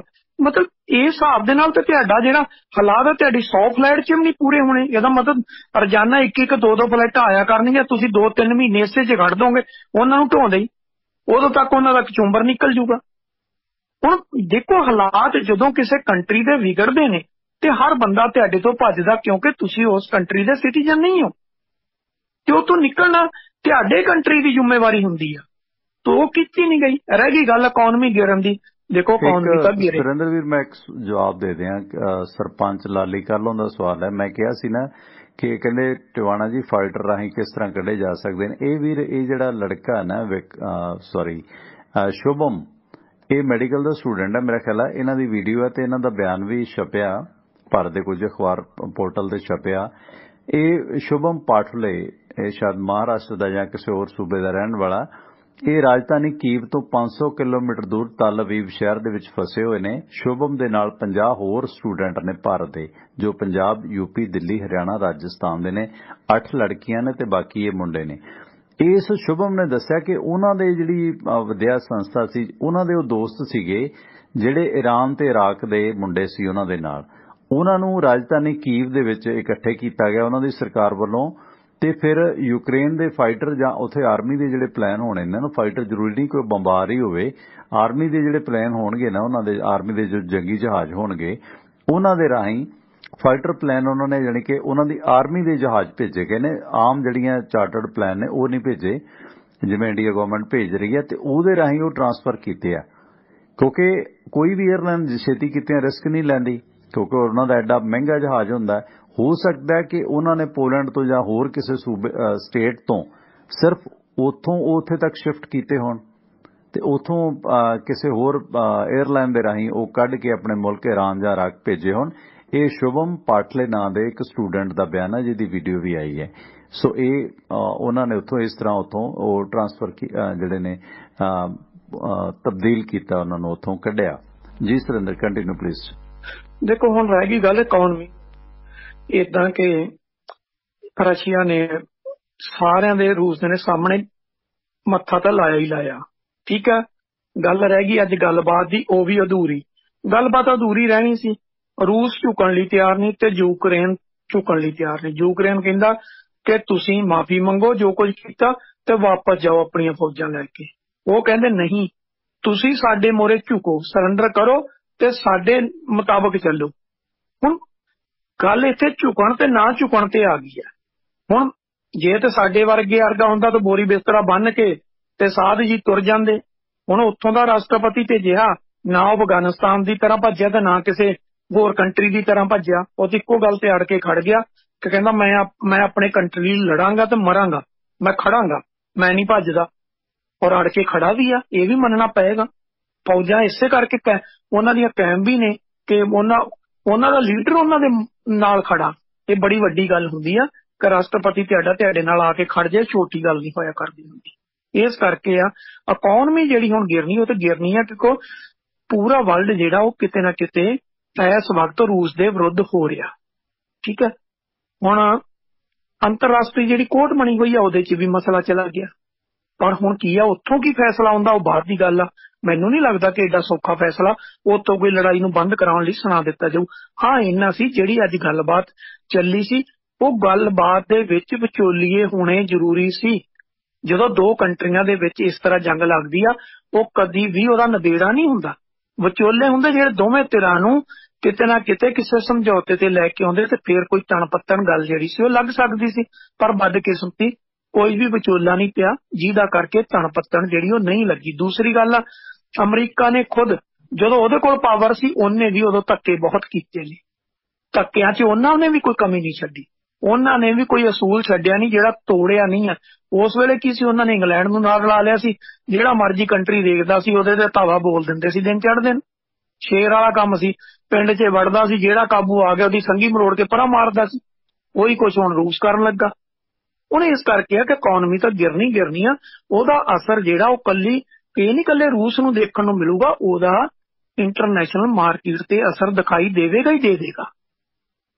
ਇੱਕ ਕੰਟਰੀ ਦੀ ਜਦੋਂ ਵੀ ਇਕਨੋਮੀ ਦੀ ਕਿਤੇ ਗੱਲ ਆਉਂਦੀ ਆ, ਹੁਣ ਤੁਸੀਂ ਦੇਖੋ ਤੇਲ ਦਾ ਭਾਵੇਂ ਕੁਝ ਹੋਵੇ ਨਾ ਹੋਵੇ, ਇੱਕ ਵਾਰੀ ਕੱਚੇ ਤੇਲ ਦੀਆਂ ਕੀਮਤਾਂ ਵਧਣੀਆਂ ਨੇ ਤੇ ਆਟੋਮੈਟਿਕਲੀ ਸਾਰੇ ਹੀ ਕੰਟਰੀਆਂ ਦੇ ਵਿੱਚ ਦੂਸਰੇ ਤੇਲ ਦੀਆਂ ਵੀ ਜਿਹੜੀਆਂ ਉਹ ਕੀਮਤਾਂ ਵੱਧ ਜਾਣੀਆਂ ਨੇ, ਅਸਮਾਨ ਨੂੰ ਛੂ ਜਾਣਾ ਸਾਰਾ ਕੁਝ। ਇੰਡੀਆ ਦੇ ਪੂਰੇ ਵਿਸ਼ਵ ਦੇ ਜਿੰਨੇ ਮੁਲਕਾਂ ਨਾਲ ਵਪਾਰ ਹੁੰਦਾ ਉਹਨਾਂ 'ਚ ਯੂਕਰੇਨ 15ਵੇਂ ਰੈਂਕ ਦਾ ਦੋਸਤ ਹੈ ਇਹਨਾਂ ਦਾ, ਮਤਲਬ ਸਾਡਾ ਵਪਾਰਕ ਮਿੱਤਰ ਹੈ, ਜਿੱਥੇ ਅਸੀਂ ਜਿਹੜਾ ਕਰੋੜਾਂ ਅਰਬਾਂ ਦਾ ਵਪਾਰ ਕਰਦੇ ਹਾਂ, ਆਪਸੀ ਚੀਜ਼ਾਂ ਦੇ ਤਬਾਦਲੇ ਖਰੀਦੇ ਫਰੋਖਤ ਕਰਦੇ ਹਾਂ। ਸੋ 15ਵਾਂ ਰੈਂਕ ਹੈ ਵਿਸ਼ਵ ਵਪਾਰ ਦੇ ਵਿੱਚ ਯੂਕਰੇਨ ਦਾ ਇੰਡੀਆ ਦੇ ਨਾਲ। ਇਸ ਤਰ੍ਹਾਂ ਰਸ਼ੀਆ ਨਾਲ ਵੀ ਹੈ। ਸੋ ਉਹ ਤਾਂ ਕੁਦਰਤੀ ਹੈ ਨਾ, ਕਿਉਂਕਿ ਇਸ ਦੌਰਾਨ ਸੁਰਿੰਦਰ ਵੀਰ ਇਸ ਸਾਰੇ ਸਿਲਸਿਲੇ ਵਿੱਚ ਕਿਤੇ ਨਾ ਕਿਤੇ ਜਿਹੜੇ ਜਮਾਖੋਰੀਏ ਨੇ, ਹੁਣ ਮੋਦੀ ਸਾਹਿਬ ਤਾਂ ਜਿਹੜੇ ਕਾਲੇ ਕਾਨੂੰਨ ਲੈ ਕੇ ਆਏ ਨੇ ਉਹਦੇ 'ਚ ਹੱਦ ਹੀ, ਮਤਲਬ ਜਿਹੜਾ ਮਰਜ਼ੀ ਜਿੰਨਾ ਮਰਜ਼ੀ ਚੀਜ਼ ਸਟੋਰ ਕਰ ਲੈ, ਕੋਈ ਪੁੱਛਣਾ ਥੋੜ੍ਹੀ ਹੈ।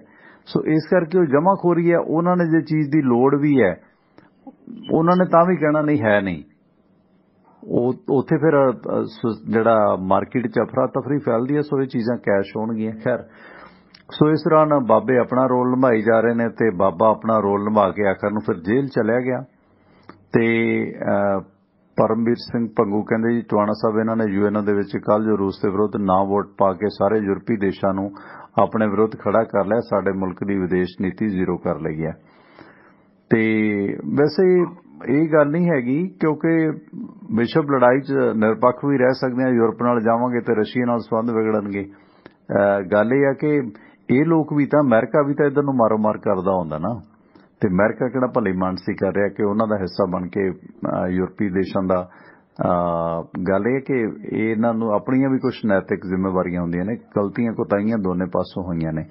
ਸੁਰਿੰਦਰ ਵੀਰ, ਇਸ ਦੇ ਨਾਲ ਜਿਹੜੀ ਵਿਦੇਸ਼ੀ ਦੇਸ਼ ਦੀ ਮਾਰਕੀਟ ਹੈ, ਪਰਚੂਨ ਖੁਦਰਾ ਵਪਾਰ ਤੇ ਅਸਰ ਤਾਂ ਉਹਦਾ ਪੈ ਗਈ ਹੈ। ਇਸ ਬਹਾਨੇ ਹੁਣ ਅਗਲਾ ਕਹਿੰਦਾ ਜੰਗ ਲੱਗੀ ਹੈ ਜੀ, ਸਮਾਨ ਨਹੀਂ ਆ ਰਿਹਾ, ਸਮਾਨ ਭਾਵੇਂ ਪੀਪੇ 'ਚ ਪਾ ਕੇ ਰੱਖਿਆ ਹੋਵੇ, ਉਹਦਾ ਅਸਰ ਪੰਜਾਬ ਤੇ ਜਾਂ ਭਾਰਤ ਤੇ ਤਾਂ ਪਏਗਾ।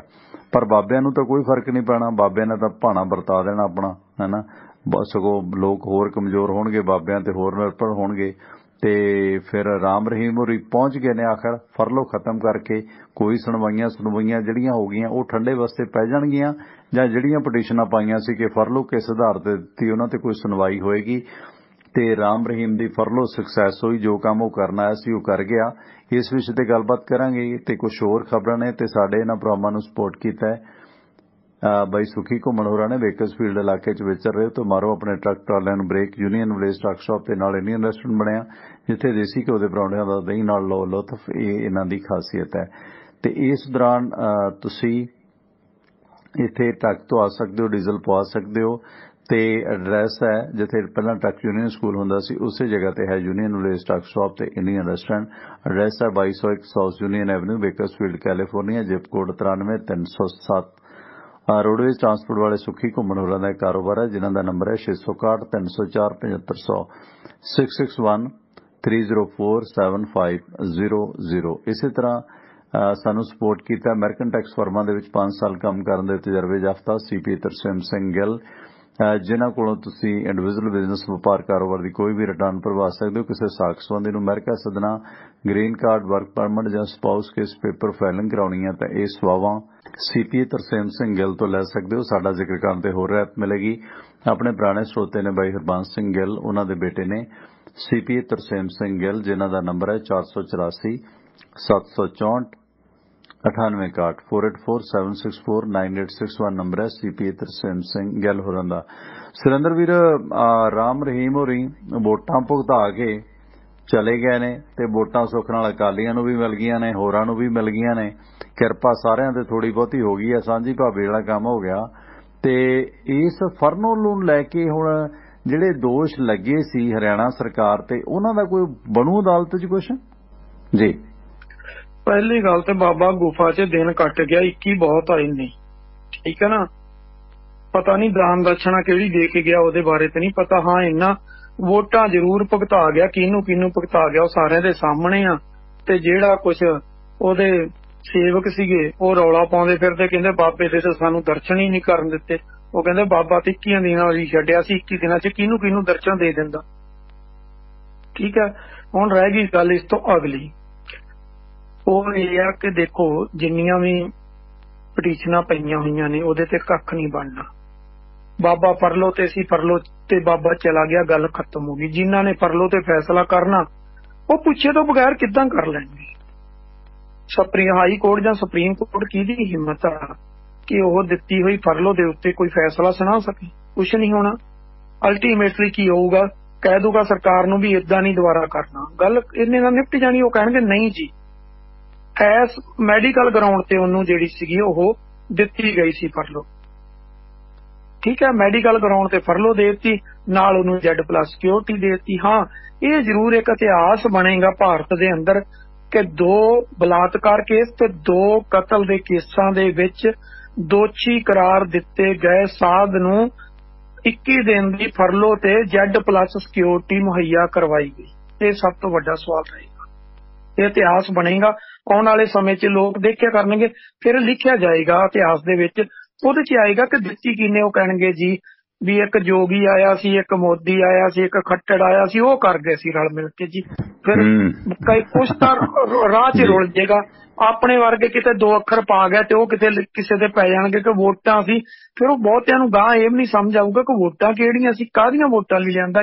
ਜੇ ਕਿਤੇ ਅੱਖਰ 2-4 ਚੱਜ ਨਾ ਪੈ ਗਏ, ਉਸ ਵੇਲੇ ਜਿਹੜੀਆਂ ਭੇਡਾਂ ਸੀ ਉਹ ਸਾਦਾ ਮਗਰ ਲਾ ਕੇ ਵੋਟਾਂ ਪਾਉਂਦੀਆਂ ਸੀ, ਤੇ ਇਸ ਕਰਕੇ ਉਹਨਾਂ ਭੇਡਾਂ ਨੂੰ ਕੰਟਰੋਲ ਕਰਨ ਦਾ ਕਰਕੇ ਲਿਆਂਦਾ ਸੀ। ਤੇ ਫਿਰ ਸ਼ਾਇਦ ਕਿਸੇ ਹੋਰ ਬੰਨੇ ਨੂੰ ਲੋਕਾਂ ਦੇ ਆਉਣ ਵਾਲੀ ਜਿਹੜੀਆਂ ਅਗਲੀਆਂ 3-4 ਜਨਰੇਸ਼ਨਾਂ ਤੋਂ ਬਾਅਦ ਆਏਗੀ, ਉਹਨਾਂ ਦੇ ਕਿਤੇ ਪੇੜ ਪੱਲੇ ਕੁਝ ਪੈ ਜਾਵੇ ਕਿ ਇੱਥੇ ਆਹ ਕੁਝ ਵੀ ਜਿਹੜਾ ਉਹ ਵਾਪਰਦਾ ਰਿਹਾ ਵਾ। ਇੱਕ ਸਾਧ ਨੂੰ ਕੀ ਪਿੱਟ ਦਿਓ। ਆ ਹੁਣ ਜਿਹੜਾ ਫੀਮ ਖਾ ਕੇ ਲੱਗਿਆ ਹੁੰਦਾ ਗੁਰਵਿੰਦਰ, ਉਹ ਕਹਿੰਦਾ ਏਦਾਂ ਸ੍ਰੀ ਸਾਹਿਬ ਚੁੱਕ ਲੋ, ਖਾਲਸਾਈ ਕੱਪੜੇ ਪਾ ਲਓ, ਝੰਡੇ ਲਹਿਰਾ ਲਓ, 5 ਸਾਲ 'ਚ ਖਾਲਸਾ ਹੀ ਰਾਜ ਆਊ। ਇਦਾਂ ਦੀਆਂ ਜਬੜੀਆਂ ਮਾਰਨ ਵਾਲੇ ਲੋਕ ਨੇ ਤੇ ਇਦਾਂ ਦੀਆਂ ਭੇਡਾਂ ਸੁਣਨ ਵਾਲੀਆਂ ਨੇ ਬਾਈ ਜੀ। ਉਹਦੇ ਕੋਲ ਹੈਗੀ, ਜੇ ਸੁਖਬੀਰ ਬਾਦਲ ਵਰਗਾ ਬੰਦਾ ਉਹਦੇ ਡੇਰੇ ਤੇ ਜਾਂਦਾ ਜਾਂ ਹੋਰ ਲੋਕ ਜਾਂਦੇ ਨੇ, ਜਿਸ ਮੁਲਕ 'ਚ ਨਿਰਮਲ ਬਾਬੇ ਦੀ ਇੰਨੀ ਫੈਨ ਫਾਲੋਇੰਗ ਹੋਵੇ, ਉੱਥੇ ਤੇ ਪੜ੍ਹੇ ਲਿਖੇ ਬਾਬੇ ਤੇ ਫਿਰ ਗੁੰਮਰਾਹ ਕਰ ਸਕਦੇ ਨੇ। ਕੋਈ ਕਹਿੰਦਾ ਮੈਂ ਵੇਈ ਸਾਫ਼ ਕਰਨੀ ਹੈ, ਕੋਈ ਕਹਿੰਦਾ ਮੈਂ ਬੂਟੇ ਲਾਉਣੇ ਨੇ, ਤੇ ਮੁੜ ਕੇ ਸਾਰੇ ਮੋਦੀ ਦੇ ਚਰਨਾਂ ਜਾ ਕੇ ਬਹਿ ਜਾਂਦੇ ਆ, ਹੈ ਨਾ। ਤੇ ਅਗਲੇ ਨੂੰ ਹੋਰ ਕੀ ਚਾਹੀਦਾ? ਮਤਲਬ ਨਵੇਂ ਪ੍ਰੋਜੈਕਟ ਲੈ ਕੇ ਆਉਂਦੇ ਨੇ ਤੇ ਭੇਡਾਂ ਲੋਕ ਇਹਨਾਂ ਦੇ ਮਗਰ ਲੱਗ ਜਾਂਦੇ। ਨਾ ਕੋਈ ਗੀਤਾ ਪੜ੍ਹਦਾ, ਨਾ ਗ੍ਰੰਥ ਪੜ੍ਹਦਾ, ਨਾ ਕੁਰਾਨ ਪੜ੍ਹਦਾ, ਨਾ ਬਾਈਬਲ ਪੜ੍ਹਦਾ। ਉਹਨਾਂ ਦੇ ਤਾਂ ਫਾਲੋ ਨਹੀਂ ਕਰਨਾ ਸੀ ਉਹਨਾਂ ਚੀਜ਼ਾਂ ਨੂੰ। ਤੇ ਇਦਾਂ ਦਾ ਕੋਈ ਜਬਲੀ ਵਾਲਾ ਆਵੇ, ਜਬਲੀ ਮਾਰ ਕੇ ਸਾਧ ਆਵੇ, ਤੇ ਉਹਦੇ ਗਿੱਟਿਆਂ ਦੀ ਮੈਲ ਧੋ ਪੀਣੀ ਆ ਲੋਕਾਂ ਨੇ। ਜੇ ਸਾਡੇ ਵਰਗਾ ਕੋਈ ਕਹਿੰਦਾ ਤੇ ਫਿਰ ਉਹਨਾਂ ਨੂੰ ਉਹ ਕਿਸੇ ਨੂੰ ਕਾਫਰ ਲੱਗਦਾ, ਤੇ ਕਿਸੇ ਨੂੰ ਨਾਸਤਕ ਲੱਗਦਾ, ਤੇ ਕਿਸੇ ਨੂੰ ਕਾਮਰੇਡ ਲੱਗਦਾ। ਇਹ ਤਾਂ ਔਕਾਤ ਹੋ ਚੁੱਕੀ ਹੈ ਇਸ ਸਿਲਸਿਲੇ ਵਿੱਚ। ਖੈਰ, ਇਹ ਜਿਹੜਾ ਭਾਖੜਾ ਬਿਆਸ ਮੈਨੇਜਮੈਂਟ ਬੋਰਡ ਦਾ ਮਸਲਾ ਸੀਗਾ ਸੁਰਿੰਦਰ ਵੀਰ, ਉੱਥੇ ਹੁਣ ਪ੍ਰੈਸ਼ਰ ਬਣ ਲੱਗਿਆ। ਕੁਝ ਜਥੇਬੰਦੀਆਂ ਨੇ ਐਲਾਨ ਵੀ ਕੀਤਾ, ਇਹ ਮਸਲਾ ਵੱਧ ਗਿਆ, ਕਿਸਾਨ ਜਾਂ ਆਮ ਲੋਕ ਮੋਦੀ ਸਰਕਾਰ ਦੇ ਮਗਰ ਪੈਣ ਲੱਗੇ ਨੇ। ਪਰ ਇਹ ਭੰਬਲ ਭੂਸਾ ਜਿਹਾ ਕਰਕੇ, ਡਰਾ ਧਮਕਾ ਕੇ, ਕਦੇ ਹਿਜਾਬ ਦਾ ਮਸਲਾ, ਕਦੇ ਦਸਤਾਰ ਦਾ ਮਸਲਾ, ਤੇ ਕਦੇ BVM ਦਾ ਮਸਲਾ, ਇਹ ਮਸਲੇ ਖੜੇ ਕਰਕੇ ਲੋਕਾਂ ਨੂੰ ਉਲਝਾਈ ਰੱਖਣਾ, ਟ੍ਰੈਂਡ 'ਚ ਕਰਨਾ, ਪਾਈ ਰੱਖਣਾ। ਇਸ ਸੰਬੰਧੀ BVMB ਨੇ ਸਪਸ਼ਟੀਕਰਨ ਜਾਰੀ ਕਰ ਦਿੱਤਾ ਅੱਜ ਸ਼ਾਮੀ। ਕਹਿੰਦੇ BVMB ਵੱਲੋਂ ਸਪਸ਼ਟੀਕਰਨ ਜੋ ਪ੍ਰੈਸ ਨੋਟ ਆਇਆ, ਉਸ ਕਿਹਾ ਗਿਆ, ਕਹਿੰਦੇ BVM ਦੇ ਢਾਂਚੇ 'ਚ ਕੋਈ ਬਦਲਾਅ ਨਹੀਂ ਹੈ। ਪਹਿਲਾਂ ਤੋਂ ਮੌਜੂਦ ਕਿਸੇ ਮੈਂਬਰ ਨੂੰ ਨਾ ਹਟਾਇਆ ਗਿਆ, ਨਾ ਕੋਈ ਨਵਾਂ ਜੋੜਿਆ ਗਿਆ। ਸਿਰਫ ਬਿਜਲੀ ਤੇ ਸਿੰਚਾਈ ਦੇ ਮੈਂਬਰਾਂ ਦੀ ਤਕਨੀਕੀ ਯੋਗਤਾ ਦੇ ਨਿਯਮਾਂ ਨੂੰ ਨੋਟੀਫਾਈ ਕੀਤਾ ਗਿਆ। ਇਹਨਾਂ ਨੂੰ ਪੁੱਛੋ ਕਿ ਕਰਨਾ ਤਾਂ ਉਹਨਾਂ ਨੇ ਹੀ ਨਾ, ਜਿਹੜੇ 2 ਮੈਂਬਰ ਪਾਵਰ ਨੇ ਤੇ ਮੈਂਬਰ ਇਰੀਗੇਸ਼ਨ ਨੇ। ਮੈਂਬਰ ਪਾਵਰ ਪੰਜਾਬ ਦਾ ਲੱਗਦਾ ਤੇ ਮੈਂਬਰ ਇਰੀਗੇਸ਼ਨ ਹਰਿਆਣੇ ਦਾ ਲੱਗਦਾ। ਤੇ ਉਹ ਉਹੀ ਬੰਦੇ ਨੇ ਜਿਨ੍ਹਾਂ ਦੇ ਹੁਕਮ ਤੇ ਮੂੰਹ ਚੋਂ ਕੱਢੀ ਹੋਈ ਗੱਲ ਤੁਸੀਂ ਨੋਟੀਫਾਈ ਕਰਨੀ ਹੈ। ਕਹਿੰਦੇ ਅਸੀਂ ਕੋਈ ਤਬਦੀਲੀ ਨਹੀਂ ਕੀਤੀ, ਸਿਰਫ ਉਹਨਾਂ ਦੀ ਯੋਗਤਾ ਦੇ ਨਿਯਮਾਂ ਨੂੰ ਨੋਟੀਫਾਈ ਕੀਤਾ ਕਿ ਪੰਜਾਬ ਅਤੇ ਹਰਿਆਣਾ ਦੀ ਬਜਾਏ ਇਹ ਹੋਰ ਸੂਬੇ ਚਲਾਉਣੇ ਨੇ। ਹੁਣ ਹਰਿਆਣੇ ਦਾ ਤਾਂ ਖੱਟੜ ਦੇ ਸਾਰੇ ਹੀ ਸੂਬੇ ਨੇ BJP ਦਾ ਰਾਜ ਹੈ, ਜਿੱਥੋਂ ਮਰਜ਼ੀ ਕਾਲੇ ਚੋਰ ਨੂੰ ਫੜ ਕੇ ਲਾ ਦੇਣ। ਉਹਨਾਂ ਨੇ ਤਾਂ ਉਹੀ ਕੁਝ ਕਹਿਣਾ ਜੋ ਖੱਟੜ ਸਰਕਾਰ ਕਹੂਗੀ। ਦਰੈਂਤ ਤਾਂ ਪੰਜਾਬ ਨਾਲ ਹੈ ਨਾ। ਪੰਜਾਬ ਦਾ ਜਿਹੜਾ ਬੰਦਾ ਲੱਗਣਾ ਸੀ ਉਹਦੀ ਬਜਾਏ ਕਿਸੇ ਹੋਰ ਸੂਬੇ ਦਾ ਲੱਗਣਾ, ਉਹ ਪੰਜਾਬ ਦੇ ਹੱਕ ਕਦੋਂ ਪੁੱਟ ਅਪ ਕਰੇਗਾ? ਸੋ BVM ਨੇ ਇਹ ਜਿਹੜਾ ਪੋਚਾ ਫੇਰਿਆ ਕਿ ਮੈਂਬਰ ਇਰੀਗੇਸ਼ਨ ਤੇ ਮੈਂਬਰ ਪਾਵਰ ਦੇ ਰੂਪ ਦੇ ਵਿੱਚ ਨਾਮਜ਼ਦ ਜਿਹੜੇ ਪੂਰਵ ਕਲੀਨਿਕ ਮੁਖੀ ਤੇ 2 ਪੂਰਨ ਕਾਲਕ ਮੈਂਬਰ ਨੇ, ਉਹ ਕੇਂਦਰ ਸਰਕਾਰ ਵੱਲੋਂ ਨਿਯੁਕਤ ਕੀਤੇ ਜਾਣਗੇ। ਆਹੀ ਤਾਂ ਪ੍ਰੋਬਲਮ ਹੈ। ਦੁੱਖ ਤੇ ਇਸੇ ਗੱਲ ਦਾ ਕਿ ਪੰਜਾਬ ਦਾ ਮੈਂਬਰ ਪਾਵਰ ਹਟਾ ਕੇ ਤੁਸੀਂ ਹੋਰ ਸੂਬੇ ਦਾ ਲਾਉਣਾ ਹੈ। ਹਰਿਆਣੇ ਵਾਲਾ ਵੀ ਲਾਉਣਾ, ਉਹ ਤੁਹਾਡਾ ਆਪਣਾ ਹੀ ਹੋਵੇਗਾ। ਭਾਵੇਂ ਕਿਸੇ ਨੂੰ ਮਰਜ਼ੀ ਲਾ ਦੇਣ, ਯੋਗੀ ਨੂੰ, ਜਿਹਨੂੰ ਮਰਜ਼ੀ ਲਿਆ ਕੇ ਲਾ ਦੇਵੇ, ਉਹ ਤਾਂ ਤੁਹਾਡੀ ਭਾਜਪਾ ਦੀ ਬੋਲੀ ਬੋਲੂ ਜੈ ਸ਼੍ਰੀ ਰਾਮ ਕਹਿ ਕੇ। ਉਹਨੇ ਪੰਜਾਬ ਦੀ ਬੋਲੀ ਥੋੜੀ ਬੋਲਣੀ ਹੈ। ਸੋ ਇਹ ਜਿਹੜੇ ਪੰਜਾਬ, ਹਰਿਆਣਾ, ਰਾਜਸਥਾਨ, ਹਿਮਾਚਲ ਸੂਬਿਆਂ ਦੀਆਂ ਸਰਕਾਰਾਂ ਦਾ ਇੱਕ ਪ੍ਰਤੀਨਿਧ ਕਹਿੰਦੇ ਸਰਕਾਰ ਜਾਂ ਪ੍ਰਸ਼ਾਸਨ ਵੱਲੋਂ ਨਾਮਜ਼ਦ ਕੀਤਾ ਜਾਵੇਗਾ। ਕੇਂਦਰ ਸਰਕਾਰ 2 ਪ੍ਰਤੀਨਿਧ ਕਰੇਗੀ, ਆਪਣੇ 2 ਮੈਂਬਰ ਨਾਮਜ਼ਦ ਕਰੇਗੀ। 2 ਇਹਨਾਂ ਦੇ ਜਿਹੜੇ ਪ੍ਰਤੀਨਿਧੀ ਹੋਣਗੇ। BVM ਬੋਰਡ ਕਹਿੰਦਾ ਆਪਣੇ ਪ੍ਰੈਸ ਨੋਟ 'ਚ ਕਹਿੰਦਾ ਪੰਜਾਬ ਤੇ ਹਰਿਆਣਾ ਹਾਈ ਕੋਰਟ ਦੇ ਜੋ ਹੁਕਮ ਨੇ ਉਹਨਾਂ ਮੁਤਾਬਕ ਜਗਮੋਹਨ ਸਿੰਘ ਬਨਾਮ ਕੇਂਦਰ ਸਰਕਾਰ ਤੇ ਹੋਰਨਾਂ ਦੇ ਮਾਮਲੇ ਦੇ ਵਿੱਚ ਇਹ ਫੈਸਲਾ ਦਿੱਤਾ ਗਿਆ ਨੇ, ਜੋ ਨਿਰਦੇਸ਼ ਦਿੱਤੇ ਗਏ ਨੇ ਉਹਨਾਂ ਦੇ ਮੱਦੇਨਜ਼ਰ ਹੀ ਬਿਜਲੀ ਦੇ ਜਿਹੜੇ ਮੈਂਬਰ ਪਾਵਰ ਤੇ ਮੈਂਬਰ ਇਰੀਗੇਸ਼ਨ ਦੀ ਯੋਗਤਾ ਨੂੰ ਨੋਟੀਫਾਈ ਕੀਤਾ। ਜਾਣੀ ਹਾਈ ਕੋਰਟ ਦੇ ਵਿੱਚ ਇੱਕ ਪਟੀਸ਼ਨ ਖੜੀ ਕਰਕੇ ਜਗਮੋਹਨ ਸਿੰਘ ਬਨਾਮ ਕੇਂਦਰ ਸਰਕਾਰ ਉਹ ਹਾਈ ਕੋਰਟ ਦੇ ਨਿਰਦੇਸ਼ਾਂ ਨੂੰ ਕਹਿੰਦੇ ਅਸੀਂ ਅਮਲੀ ਰੂਪ ਬਣਾਇਆ। ਭਾਈ ਉਹ ਵੀ ਕੋਰਟਾਂ ਤੁਹਾਡੀ ਹੀ ਨੇ, ਜਿਹੜਾ ਕੁਝ ਤੁਸੀਂ ਕਹਿੰਦੇ ਹੋ, ਕਿਉਂਕਿ ਅਗਲੇ ਨੇ ਮੁੜ ਕੇ MLA ਬਣਨਾ, ਅਗਲੇ ਨੇ ਮੁੜ ਕੇ ਸੁਪਰੀਮ ਕੋਰਟ ਦੇ ਫੈਸਲੇ ਦੇਣ ਤੋਂ ਬਾਅਦ BJP ਦਾ MP ਬਣਨਾ। ਸੋ ਗੱਲ ਇਹ ਹੈ ਕਿ ਜਿਹੜਾ ਕਾਨੂੰਨ ਚੱਲਿਆ ਆਉਂਦਾ ਉਸ ਕਾਨੂੰਨ ਨੂੰ ਕਾਨੂੰਨ ਦੀ ਆੜ ਦੇ ਵਿੱਚ ਤੁਸੀਂ ਗੁੰਮਰਾਹ ਕਰਦੇ ਹੋ। ਕਾਂਗਰਸ ਦੇ ਨੇਤਾ ਸੁਨੀਲ ਜਾਖੜ ਨੇ ਇਸ ਨੂੰ ਫੈਡਰਲ ਢਾਂਚੇ ਦੇ ਖਿਲਾਫ ਦੱਸਿਆ ਕਿ ਇਹ ਜਿਹੜੇ ਖੇਤਰੀ ਸੂਬੇ ਨੇ ਉਹਨਾਂ ਦੀ ਜਿਹੜੀ ਖੁਦਮੁਖਤਾਰੀ ਹੈ ਇਹ ਖਤਮ ਕਰ ਰਹੇ ਨੇ। ਉਸ ਸਿਲਸਿਲੇ ਵਿੱਚ ਉਹਨਾਂ ਨੇ ਆਖਿਆ ਕਿ ਚੰਨੀ ਸਰਕਾਰ ਨੇ ਇਸ ਸੰਬੰਧੀ ਪੱਤਰ ਲਿਖਿਆ ਕੇਂਦਰ ਨੂੰ ਕਿ ਇਸ ਫੈਸਲੇ ਤੇ ਮੁੜ ਵਿਚਾਰ ਕਰੇ। ਤੇ ਪੱਤਰ ਉਹ ਕਿੰਨਾ ਕੁ ਪੜ੍ਹਦਾ ਮੋਦੀ ਵੈਸੇ ਇਹਨਾਂ ਦਾ, ਉਹਦਾ ਮੋਦੀ ਤੱਕ ਪੱਤਰ ਹੀ ਨਹੀਂ ਪੁੱਜਦਾ, ਹੇਠਲੀ ਪਾੜ ਕੇ ਘਰ ਵਿੱਚ ਸਿੱਟ ਦਿੰਦੇ ਨੇ। ਹੁਣ ਜਿਹੜਾ ਬਾਈ ਜੀ ਇਹ ਮੁਹਾਜ ਉੱਠਣ ਲੱਗਿਆ, ਵੈਸੇ ਤੇ ਚੰਗੀ ਗੱਲ ਹੈ, BVM ਦਾ ਬਾਅਦ ਚ ਕੰਮ ਵੇਖ ਲਾਂਗੇ, ਪਹਿਲਾਂ ਤਾਂ ਜਿਹੜਾ ਮੋਦੀ ਸਾਹਿਬ ਵਾਲਾ MSP ਵਾਲਾ ਉਹ ਮਾਮਲਾ ਇਕਜੁੱਟ ਹੋ ਕੇ ਉਹ ਘੇਰਨਾ ਚਾਹੀਦਾ। ਆ ਜਿਹੜੀ 2 ਗੇੜ ਦੀ ਚੋਣ ਰਹਿ ਗਈ ਹੈ ਇਹਦੇ ਚ ਵੀ ਕੀ ਹੋਣਾ, ਹੁਣ ਤਾਂ ਪਲਾਨ ਹੀ ਨਹੀਂ ਕੀਤਾ ਜਾ ਸਕਦਾ, ਹੌਸਲਾ ਹੀ ਨਹੀਂ ਪੈਂਦਾ। ਜਦੋਂ ਨੂੰ ਉਹ ਕਾਰਵਾਂ ਸ਼ੁਰੂ ਹੁੰਦਾ ਤੇ ਉਦੋਂ ਨੂੰ ਇੱਧਰਲੇ ਖੁਦਮੁਖਤਾਰੀ ਵਾਲਾ ਝੰਡੇ 'ਚ ਡੰਡਾ ਪਾ ਲੈਂਦੇ ਨੇ। ਖੈਰ, ਕੀ ਵੇਖਦੇ ਹੋ ਕਿ BVM ਬੋਰਡ ਦਾ ਇਸ ਤਰ੍ਹਾਂ ਪੋਚੇ ਮਾਰਨਾ? ਸੁਰਿੰਦਰ ਵੀਰ ਵੈਲਕਮ। ਨਹੀਂ, ਪੋਚੇ ਜੋ ਮਰਜੀ ਮਾਰੀ ਜਾਵੇ, ਇੱਕ ਗੱਲ ਤਾਂ ਬੜੀ ਕਲੀਅਰ ਆ ਕਿ ਜਦੋਂ ਮੰਨ ਹੀ ਗਏ ਕਿ ਉਹਨਾਂ ਦੇ ਉਹ 'ਚ ਸੋਧ ਕੀਤੀ ਗਈ ਆ। ਸੋਧ ਦਾ ਮਤਲਬ ਕੀ ਆ ਕਿ ਜਿੱਥੋਂ ਮਰਜੀ ਲੈ ਲਓ। ਹੁਣ ਉਹ 'ਚ ਪੰਜਾਬ ਤੇ ਹਰਿਆਣੇ ਦਾ ਤਾਂ ਮਸਲਾ ਹੀ ਨਹੀਂ ਰਹਿ ਜਾਣਾ। ਮਸਲਾ ਤਾਂ ਸਿੱਧਾ ਸਿੱਧਾ ਕੇਂਦਰ ਸਰਕਾਰ ਦੇ ਅਧੀਨ ਚਲ ਗਿਆ। ਕੇਂਦਰ 'ਚ ਜਿਹੜੀ ਸਰਕਾਰ ਬੈਠੀ ਹੋਏਗੀ ਉਹ ਆਪਣੇ ਮੁਤਾਬਕ ਚਲਾਏਗੀ, ਜਿਹਨੂੰ ਮਰਜੀ ਲਾਵੇ ਨਾ ਲਾਵੇ ਕੋਈ ਜ਼ਰੂਰੀ ਥੋੜੀ।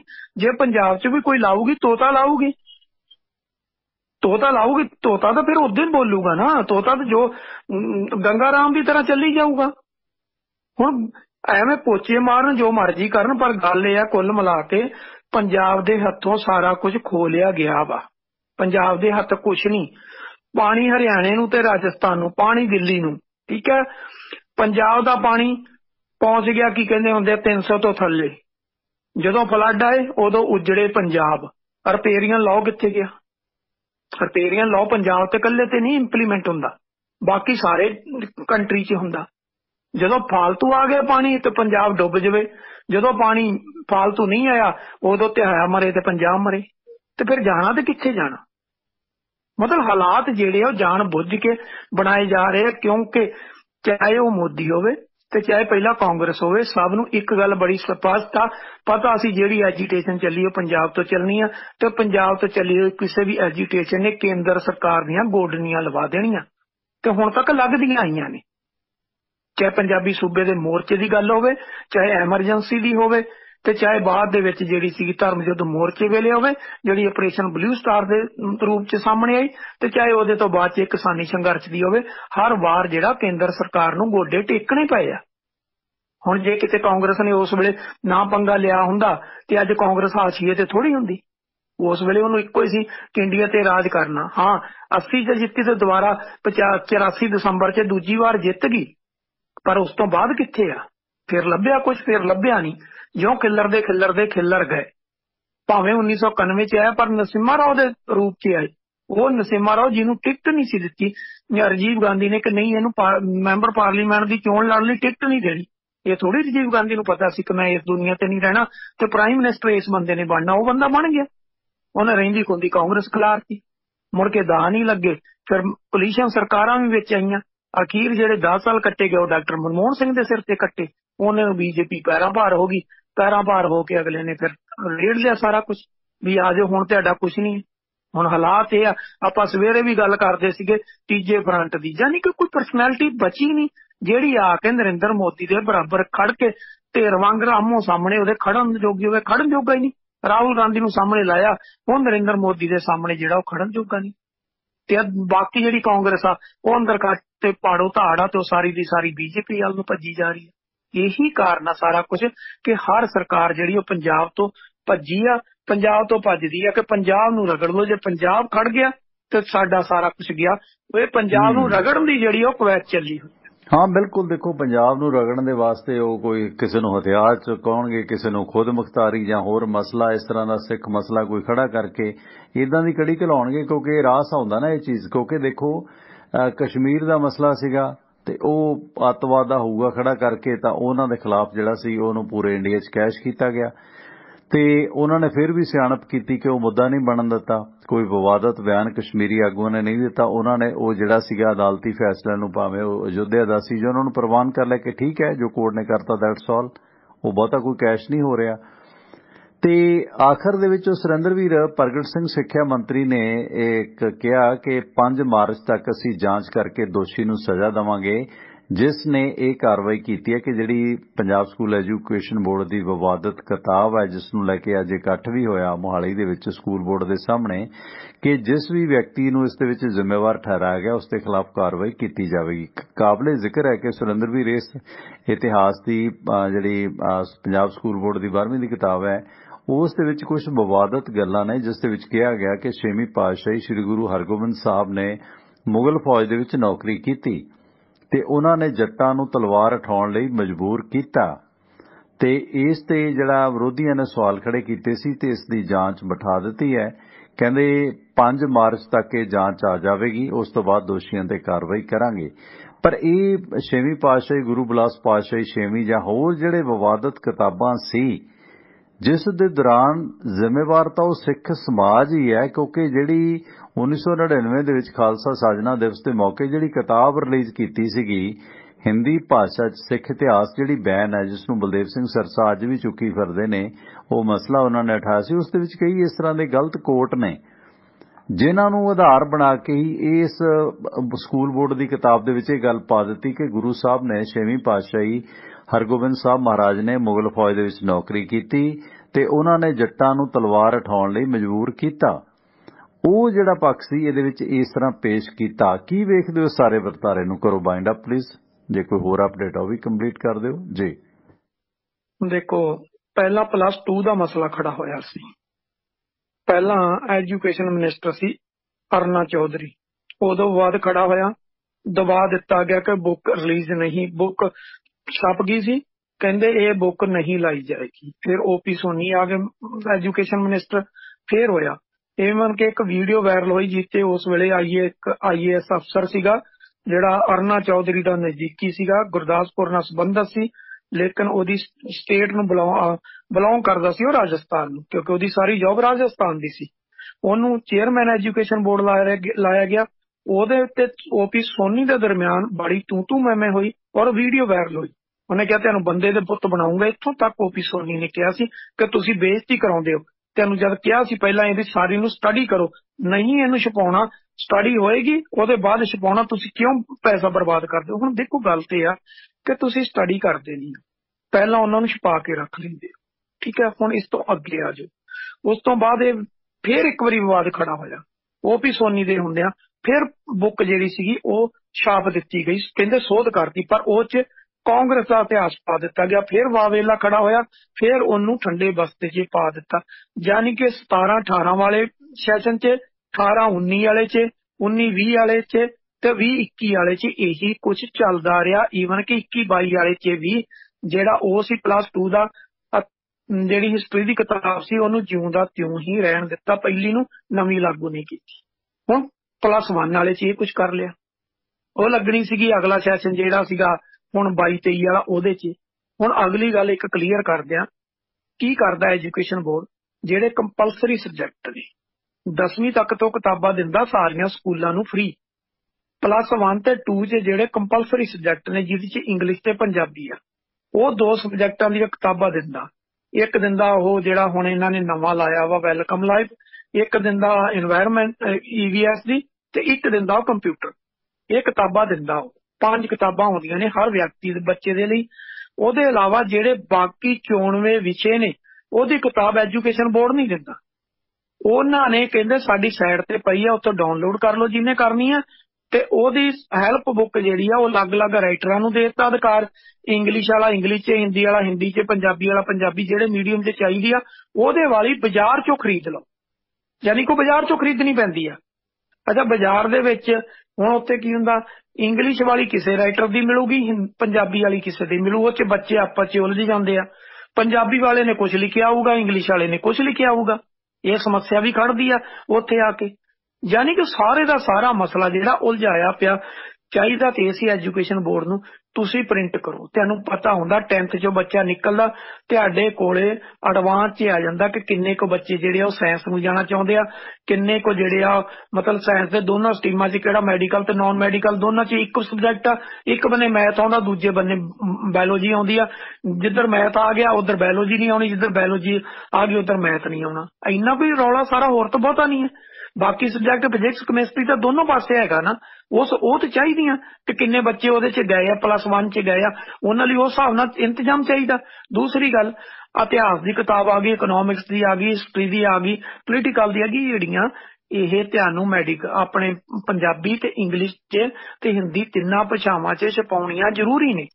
ਜਿੰਨੀ ਡਿਮਾਂਡ ਆ ਸਕੂਲਾਂ ਤੋਂ ਮੰਗੋ, ਸਵੇਰੇ ਮੰਗੋ ਸ਼ਾਮ ਤੱਕ ਆ ਜਾਂਦੀ ਆ। 4 ਦਿਨਾਂ ਦੇ ਵਿੱਚ ਸਾਰੀਆਂ ਵਾਇੰਡ ਕਰਕੇ ਤੁਸੀਂ ਭੇਜ ਸਕਦੇ ਹੋ।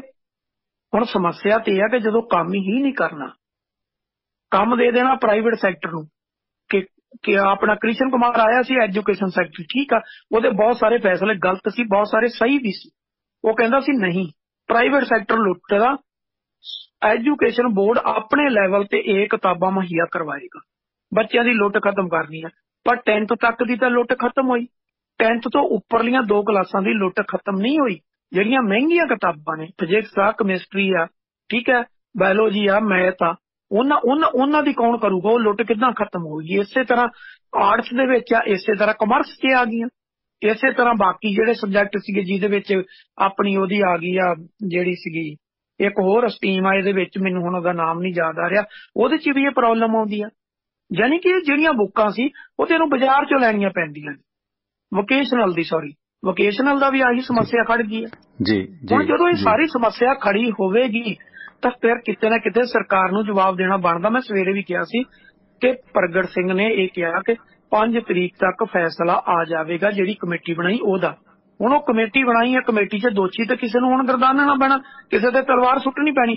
ਪਰ ਸਭ ਤੋਂ ਵੱਡੀ ਗੱਲ ਆ, ਜਦੋਂ ਐਜੂਕੇਸ਼ਨ ਬੋਰਡ ਕੋਲੇ ਹਰ ਸਬਜੈਕਟ ਦਾ ਐਕਸਪਰਟ ਵਿਅਕਤੀ ਬੈਠਾ ਹੈ, ਇਹਨਾਂ ਦੇ ਕੋਲੇ ਐਕਸਪਰਟ ਬਿਠਾਏ ਹੋਏ ਨੇ ਜਿਨ੍ਹਾਂ ਨੂੰ ਬਕਾਇਦਾ ਸੈਲਰੀ ਦਿੰਦੇ ਆ, ਉਹ ਉੱਥੇ ਕਾਹਦੇ ਲਈ ਰੋਟੀਆਂ ਪਾੜਨ ਲਈ ਬਿਠਾਏ? ਉਹ ਕਾਹਦੇ ਲਈ ਬਿਠਾਏ? ਉੱਥੇ ਉਹਨਾਂ ਨੇ ਕੀ ਕਰਨਾ? ਜਦੋਂ ਸੁਰਿੰਦਰ ਵੀਰ ਇਹ ਐਕਸਪਰਟ ਵੱਖ-ਵੱਖ ਜਥੇਬੰਦੀਆਂ ਦੇ ਫੀਲੇ ਨੇ, ਤੁਸੀਂ ਵੇਖੋ ਕਿ ਕੋਈ RSS ਨਾਲ ਜੁੜਿਆ, ਕੋਈ ਕਿਸੇ ਨਾਲ ਜੁੜਿਆ, ਉਹਨਾਂ ਨੂੰ ਆਪਣੀ ਜੌਬ ਜਾਂ ਆਪਣੀ ਜ਼ਿੰਮੇਵਾਰੀ ਜਾਂ ਕੋਈ ਸੈਂਟੀਸਿਟੀ ਤਾਂ ਹੈ ਨਹੀਂ। ਉਹਨਾਂ ਦੇ ਹਰ ਇੱਕ ਤੇ, ਜੇ ਉਹ ਸਿੱਖ ਧਰਮ 'ਚ ਆ ਤਾਂ ਸਿੱਖ ਧਰਮ ਦੇ ਵਿੱਚ ਵੀ ਉਹਦੇ ਤੇ ਆਪਣੀ ਵਿਚਾਰਧਾਰਾ ਭਾਰੂ ਹੈ। ਕੋਈ ਰਾੜੇ ਵਾਲਿਆਂ ਦਾ ਚੇਲਾ ਹੈ, ਕੋਈ ਬਿਆਸਾ ਵਾਲਿਆਂ ਦਾ ਚੇਲਾ, ਕੋਈ ਨਾਨਕਸਰੀਆਂ ਦਾ ਚੇਲਾ ਹੈ, ਤੇ ਕੋਈ ਅਖੰਡ ਕੀਰਤਨੀਆਂ ਦਾ ਚੇਲਾ, ਕੋਈ ਅਪਗ੍ਰੇਡਾਂ ਦਾ ਚੇਲਾ। ਉਹ ਜੌਬ ਤੇ ਆਪਣੀ ਤੇ ਉਹ ਵਿਚਾਰਧਾਰਾ ਨੂੰ ਭਾਰੂ ਕਰਦੇ ਨੇ। ਜੇ ਉਹ ਸਿੱਖ ਹੈ, ਨਾਨ ਸਿੱਖ ਹੈ, ਹਿੰਦੂ ਹੈ, ਮੁਸਲਮਾਨ ਹੈ, ਉਹਨੇ ਆਪਣੀ ਵਿਚਾਰਧਾਰਾ ਠੋਕਣੀ ਹੈ। ਉਹ ਮੈਂ ਦੇਖਿਆ, ਇੱਕ ਵਾਰੀ ਮੈਂ ਬਿੱਲ ਭਰਨ ਗਿਆ ਤੇ ਉੱਥੇ ਨਾ ਜਿਹੜੀ ਅਫਸਰ ਸੀ, ਉਹ ਲੋਕਾਂ ਨੂੰ ਅਟੈਂਡ ਕਰਨ ਦੀ ਬਜਾਏ ਆਪਣੇ ਇਸ ਬਾਬੇ ਜਿਹੜਾ ਬਰਫ਼ 'ਚ ਲੱਗਿਆ ਉਹਦੀ ਫੋਟੋ, ਮੂਰਤੀ ਰੂਪ ਫੋਟੋ ਉਹਨੇ ਉੱਥੇ ਰੱਖੀ ਹੋਈ, ਉਹ ਲੋਕਾਂ ਨੂੰ ਉਹਦੇ ਪ੍ਰਵਚਨ ਸੁਣਾਈ ਜਾਵੇ। ਬਾਬਾ ਜੀ ਨੇ ਫਿਰ ਐਂ ਆਧਾਰ ਕੀਤਾ। ਮੈਂ ਕਿਹਾ ਮੈਡਮ ਮੇਰਾ ਵੀ ਆਧਾਰ ਕਰ ਦਿਓ। ਉਹ ਟੱਪ ਗਈ ਇੰਨੇ ਤੇ, ਉਹ 3.5 ਫੁੱਟ ਦੀ ਉਹ ਹੋਣੀ ਆ, ਇੰਨੇ 'ਚ ਟੱਪ ਗਈ। ਮੈਂ ਕਿਹਾ ਇਸ ਵਕਤ ਜਿਹੜੇ ਤੁਸੀਂ ਇੱਥੇ ਜੌਬ ਤੇ ਬੈਠੇ ਹੋ ਨਾ, ਤਾਂ ਤੁਹਾਨੂੰ ਇਹਦੇ ਪੈਸੇ ਦਿੱਤੇ ਜਾਂਦੇ ਨੇ ਟੈਕਸ ਪੇਅਰ ਦੇ। ਮੈਂ ਆਪਣੇ ਕਿਸੇ ਬਿੱਲ ਦੇ ਸੰਬੰਧ 'ਚ ਆਇਆ ਤੇ ਤੁਸੀਂ ਜ਼ਿੰਮੇਵਾਰ ਹੋ, ਇਹਦਾ ਮੈਨੂੰ ਮਸਲਾ ਹੱਲ ਕਰੋ। ਹੁਣ ਤੁਹਾਡਾ ਮਸਲਾ ਸੀ, ਇੱਕ ਕਿਸੇ ਦਾ ਕੋਈ ਉਹ ਸਮਾਨ ਭੇਜਿਆ ਸੀਗਾ ਤੁਹਾਡੇ ਜੋ ਸਿਸਟਮ ਸੀ ਮੋਬਾਈਲ ਦਾ ਆਪਣੇ, ਤੇ ਉਹ ਖਾਈ ਗਏ ਵੇਚ ਕੇ ਵਿੱਚੋਂ ਹੀ, ਪਤਾ ਹੀ ਨਹੀਂ ਕਿਸੇ ਨੂੰ। ਸੋ ਇਸ ਕਰਕੇ ਉੱਥੇ ਬੈਠ ਕੇ ਇਹ ਆਪਣਾ ਪ੍ਰਚਾਰ ਕਰੀ ਜਾਂਦੇ ਨੇ। ਉਹ ਕਹਿੰਦਾ ਸਾਡਾ ਬਾਬਾ, ਉਹ ਕਹਿੰਦਾ ਸਾਡਾ ਧਰਮ ਹੈ। ਤੁਹਾਡਾ ਧਰਮ ਉਸ ਵਕਤ ਤੁਹਾਡੀ ਜੌਬ ਹੈ। ਇਸ ਕਰਕੇ ਆਪਣੀ ਜੌਬ ਨਿਭਾਉਣ ਨੂੰ ਤਾਂ ਤਿਆਰ ਕੋਈ ਨਹੀਂ, ਤੇ ਉੱਥੇ ਉਹ ਇੱਕ ਏਜੰਡਾ ਸੈੱਟ ਕਰਦੇ ਨੇ। ਉਹ ਜਿਹੜੀ ਐਂਟੀ ਸਿੱਖ ਲੌਬੀ ਹੈ, ਉਹਨੇ ਇਦਾਂ ਦੀ ਕੜੀ ਘਲਾਉਣੀ ਹੈ। ਤੁਸੀਂ ਵੇਖੋ ਆਪਣੇ ਯੂਨੀਵਰਸਿਟੀ, ਪੰਜਾਬੀ ਯੂਨੀਵਰਸਿਟੀ 'ਚ ਕੀ ਹਾਲਾਤ ਨੇ। ਰਜਿਸਟਰਾਰ ਲਾ ਦਿਓ, ਐਗਜ਼ਾਮੀਨਰ ਲਾ ਦਿਓ, ਹੈੱਡ ਆਫ ਦੀ ਡਿਪਾਰਟਮੈਂਟ ਲਾ ਦਿਓ, VC ਲਾ ਦਿਓ, ਅਪੁਆਇੰਟਮੈਂਟਾਂ ਹੁੰਦੀਆਂ ਇਦਾਂ ਨੇ।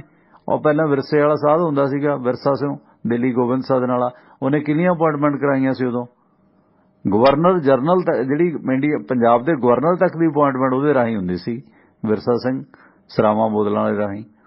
ਆਪਣੇ ਯੂਨੀਵਰਸਿਟੀ 'ਚ ਕਿੰਨੇ ਲੋਕ ਨੇ ਜਿਹੜੇ ਉਹ ਵਿਰਸਾ ਸਿੰਘ ਦੀ ਸਿਫਾਰਿਸ਼ ਤੋਂ ਲੈ ਕੇ ਪ੍ਰੋਫੈਸਰ ਬਣੇ ਨੇ।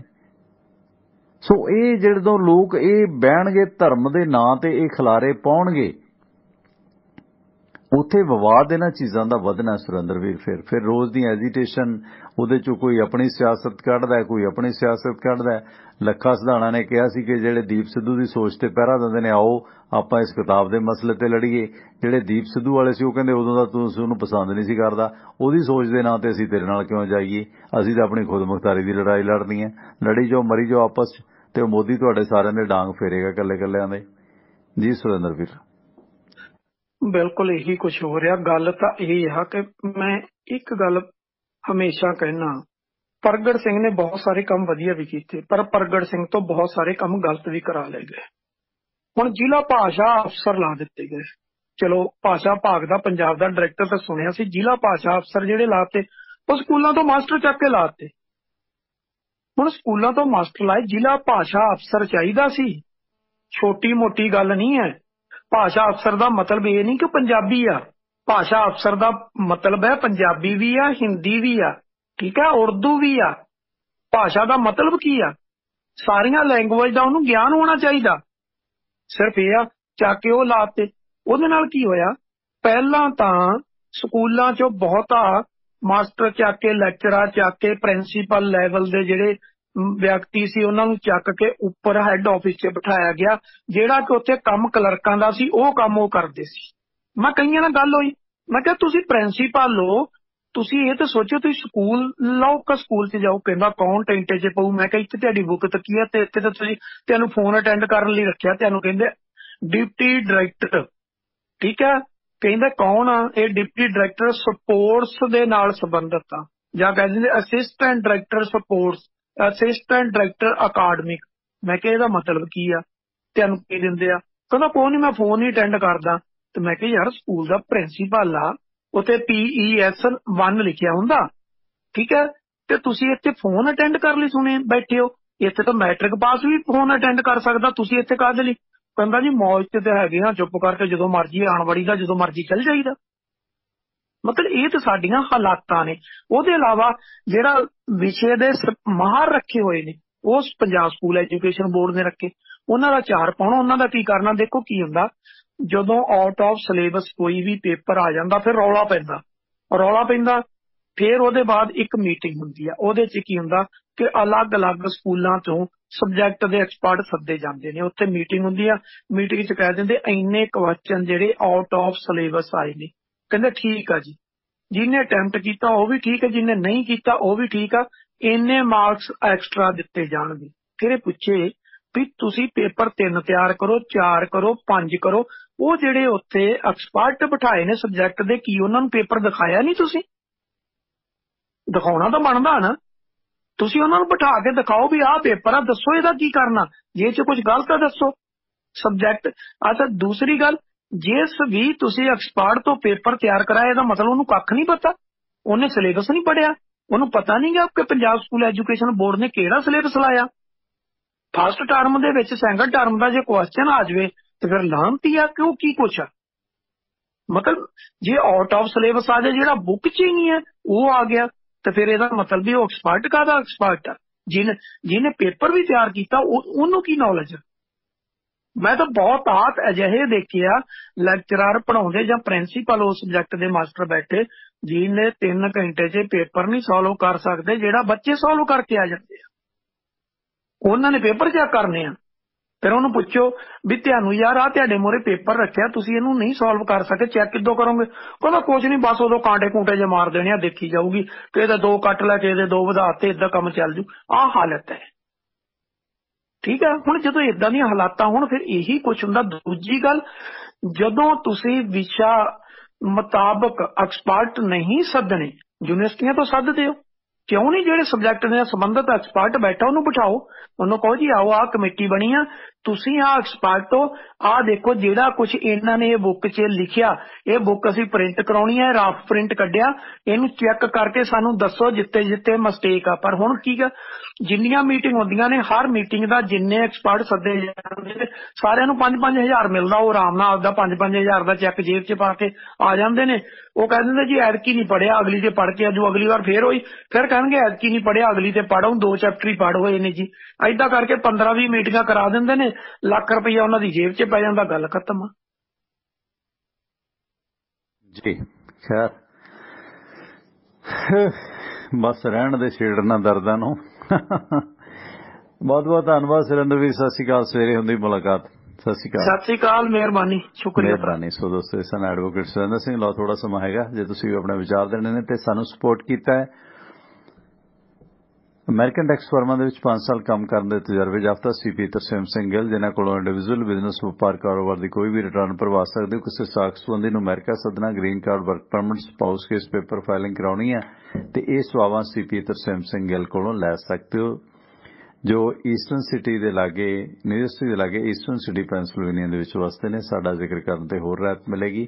ਆਪਣੇ ਪੁਰਾਣੇ ਲਿਸਟਰ ਨੇ ਬਾਈ ਹਰਬੰਸ ਸਿੰਘ ਗਿੱਲ, ਉਹਨਾਂ ਦੇ ਬੇਟੇ ਨੇ CP ਤਰਸੇਮ ਸਿੰਘ ਗਿੱਲ, ਜਿਨ੍ਹਾਂ ਦਾ ਨੰਬਰ ਹੈ 484 764 9861 484 764 9861 ਨੰਬਰ ਹੈ CP ਤਰਸੇਮ ਸਿੰਘ ਗਿੱਲ ਹੋਰਾਂ ਦਾ। ਇਸੇ ਤਰ੍ਹਾਂ ਸਾਨੂੰ ਸਪੋਰਟ ਕੀਤਾ ਹੈ ਵਾਸ਼ਿੰਗਟਨ ਫੀਡ ਸਰਵਿਸ ਨੇ। ਸਿਆਟਲ ਇਲਾਕੇ ਦੇ ਲੋਕਲ ਲੋਡ ਚਾਹੁੰਦੇ ਹੋ, ਲੰਮੇ ਰੂਟਾਂ ਤੇ ਕਿਰਾਏ ਹੋ, ਦਿਨੇ ਦਿਨੇ ਟਰੱਕ ਚਲਾਓ, ਸ਼ਾਮਾਂ ਨੂੰ ਘਰ ਆਓ ਤੇ ਸਾਂਝ ਬਣਾਓ ਵਾਸ਼ਿੰਗਟਨ ਫੀਡ ਸਰਵਿਸ ਵਾਲਿਆਂ ਨਾਲ, ਜੋ ਤੁਹਾਡੀ ਸਹੂਲਤ ਵਾਸਤੇ ਡਿਸਪੈਚ ਪੰਜਾਬੀ ਅੰਗਰੇਜ਼ੀ ਭਾਸ਼ਾ ਦਿੰਦੇ ਨੇ। ਤੇ ਤੁਹਾਨੂੰ ਡਰਾਈਵਿੰਗ ਦੀ ਜੌਬ ਚਾਹੀਦੀ ਹੈ ਤਾਂ ਉਹਦੇ ਲਈ ਬਹੁਤ ਅੱਛੇ ਵੇਜਸ ਪੇ ਕੀਤੇ ਜਾਂਦੇ ਨੇ। ਸੋ ਡਰਾਈਵਿੰਗ ਦੀ ਜੌਬ ਦੇ ਵਾਸਤੇ ਅਤੇ ਸਿਆਟਲ ਇਲਾਕੇ ਦੇ ਲੋਕਲ ਲੋਡ ਵਾਸਤੇ ਓਨਰ ਆਪਰੇਟਰ ਵੀ ਹਮੇਸ਼ਾ ਯਾਦ ਰੱਖਣ। ਵਾਸ਼ਿੰਗਟਨ ਫੀਡ ਸਰਵਿਸ ਤੋਂ ਜਗਦੇਵ ਸੰਧੂ ਦਾ ਨੰਬਰ ਹੈ 253 266 69 24 253 2666924। ਗੈਰੀ ਧਾਲੀਵਾਲ ਦਾ ਨੰਬਰ ਹੈ 206 354 40 60 2063544 4060 ਨੰਬਰ ਹੈ ਗੈਰੀ ਧਾਲੀਵਾਲ ਹੋਰਾਂ ਦਾ। ਸੋ ਸਿਆਟਲ ਇਲਾਕੇ ਦੇ ਲੋਕਲ ਲੋਡ ਅਤੇ ਡਰਾਈਵਿੰਗ ਦੀ ਜੌਬ ਦੇ ਵਾਸਤੇ ਹਮੇਸ਼ਾ ਯਾਦ ਰੱਖੋ ਵਾਸ਼ਿੰਗਟਨ ਫੀਡ ਸਰਵਿਸ। ਤੇ ਇਸੇ ਤਰ੍ਹਾਂ ਸਾਨੂੰ ਸਪੋਰਟ ਕੀਤਾ ਅਮਰੀਕਨ ਟੈਕਸ ਫਰਮਾਂ ਦੇ ਵਿੱਚ 5 ਸਾਲ ਕੰਮ ਕਰਨ ਦੇ ਤਜਰਬੇ ਯਾਫਤਾ CP ਤਰਸੇਮ ਸਿੰਘ ਗਿੱਲ, ਧੰਨਵਾਦ ਉਹਨਾਂ ਦਾ ਵੀ ਹੈ। ਤੇ ਸਾਨੂੰ ਸਪੋਰਟ ਕੀਤਾ ਹੈ ਬਾਈ ਬਲਵੀਰ ਸਿੰਘ ਉਸਮਾਨਪੁਰ ਪਰਿਵਾਰ ਨੇ, ਜਿਨ੍ਹਾਂ ਦੇ ਅਮਰੀਕਾ ਦੇ ਵਿੱਚ ਕਈ ਸਾਰੇ ਕਾਰੋਬਾਰ ਨੇ। ਤੇ ਜਿਸ ਦੌਰਾਨ ਥੈਂਕ ਯੂ ਹਰਜੀਤ ਸਿੰਘ ਸਰਾਂ ਜੀ, ਕਿੱਦਾਂ ਦੇ ਕਮੈਂਟ ਕਰੀ ਜਾਂਦੇ ਹੋ ਹੈ। ਤੇ ਇਸ ਸਿਲਸਿਲੇ ਵਿੱਚ ਸਾਨੂੰ ਸਪੋਰਟ ਕੀਤਾ ਹੈ ਬਲਵੀਰ ਸਿੰਘ ਉਸਮਾਨਪੁਰ ਪਰਿਵਾਰ ਨੇ, ਜਿਨ੍ਹਾਂ ਦੇ ਅਮਰੀਕਾ ਦੇ ਵਿੱਚ ਕਈ ਸਾਰੇ ਕਾਰੋਬਾਰ ਨੇ। ਵਾਸ਼ਿੰਗਟਨ ਦੇ ਵਿੱਚ ਹੈ ਉਹਨਾਂ ਦਾ Arlington fuel stop 1801 Pioneer East Highway exit 208 ਤੇ ਇਸ ਲੋਕੇਸ਼ਨ ਤੇ ਫ੍ਰੀ ਕਾਫੀ, ਈਮੇਲ, ਫੈਕਸ ਕਰਨ ਦੀ ਸੁਵਿਧਾ ਤੇ ਟਰੱਕ ਪਾਰਕਿੰਗ ਫ੍ਰੀ ਹੈ ਤੇ ਇੱਥੇ ਟਰੱਕਾਂ ਦਾ ਸਮਾਨ ਸਮੱਗਰੀ ਵੀ ਖਰੀਦ ਸਕਦੇ ਹੋ। ਦੂਜੀ ਲੋਕੇਸ਼ਨ ਹੈ ਇਹਨਾਂ ਦੀ ਕੈਲੀਫੋਰਨੀਆ 'ਚ ਲੌਸਟੇਲ ਟਰੈਵਲ ਸੈਂਟਰ 14814 ਅਲੋਮਾ ਸਟਰੀਟ ਲੌਸਟੇਲ ਐਗਜ਼ਿਟ 278 ਤੇ।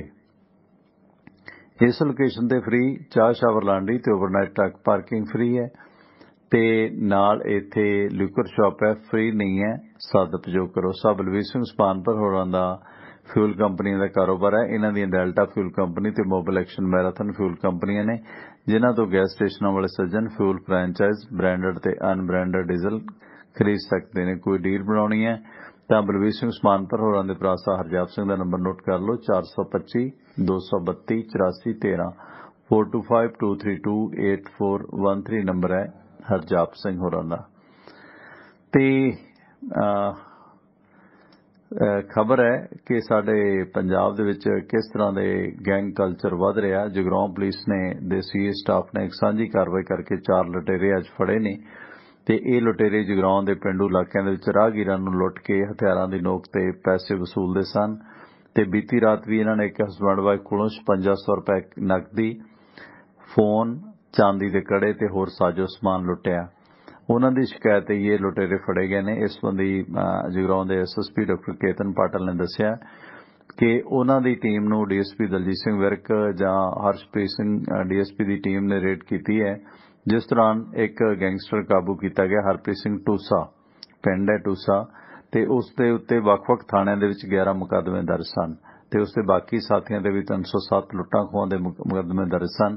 ਸੋ ਇਹਨਾਂ ਸਾਰਿਆਂ ਤੋਂ ਹੋਰ ਕਈ ਵਾਰਦਾਤਾਂ ਦੇ ਵਿੱਚ ਇਹਨਾਂ ਦੀ ਸ਼ਮੂਲੀਅਤ ਬਾਰੇ ਸਬੂਤ ਸਾਹਮਣੇ ਆ ਰਹੇ ਨੇ ਤੇ ਸਾਨੂੰ ਸਪੋਰਟ ਕੀਤਾ ਬਾਈ ਸੁਖੀ ਘੁੰਮਣ ਹੋਰਾਂ ਨੇ।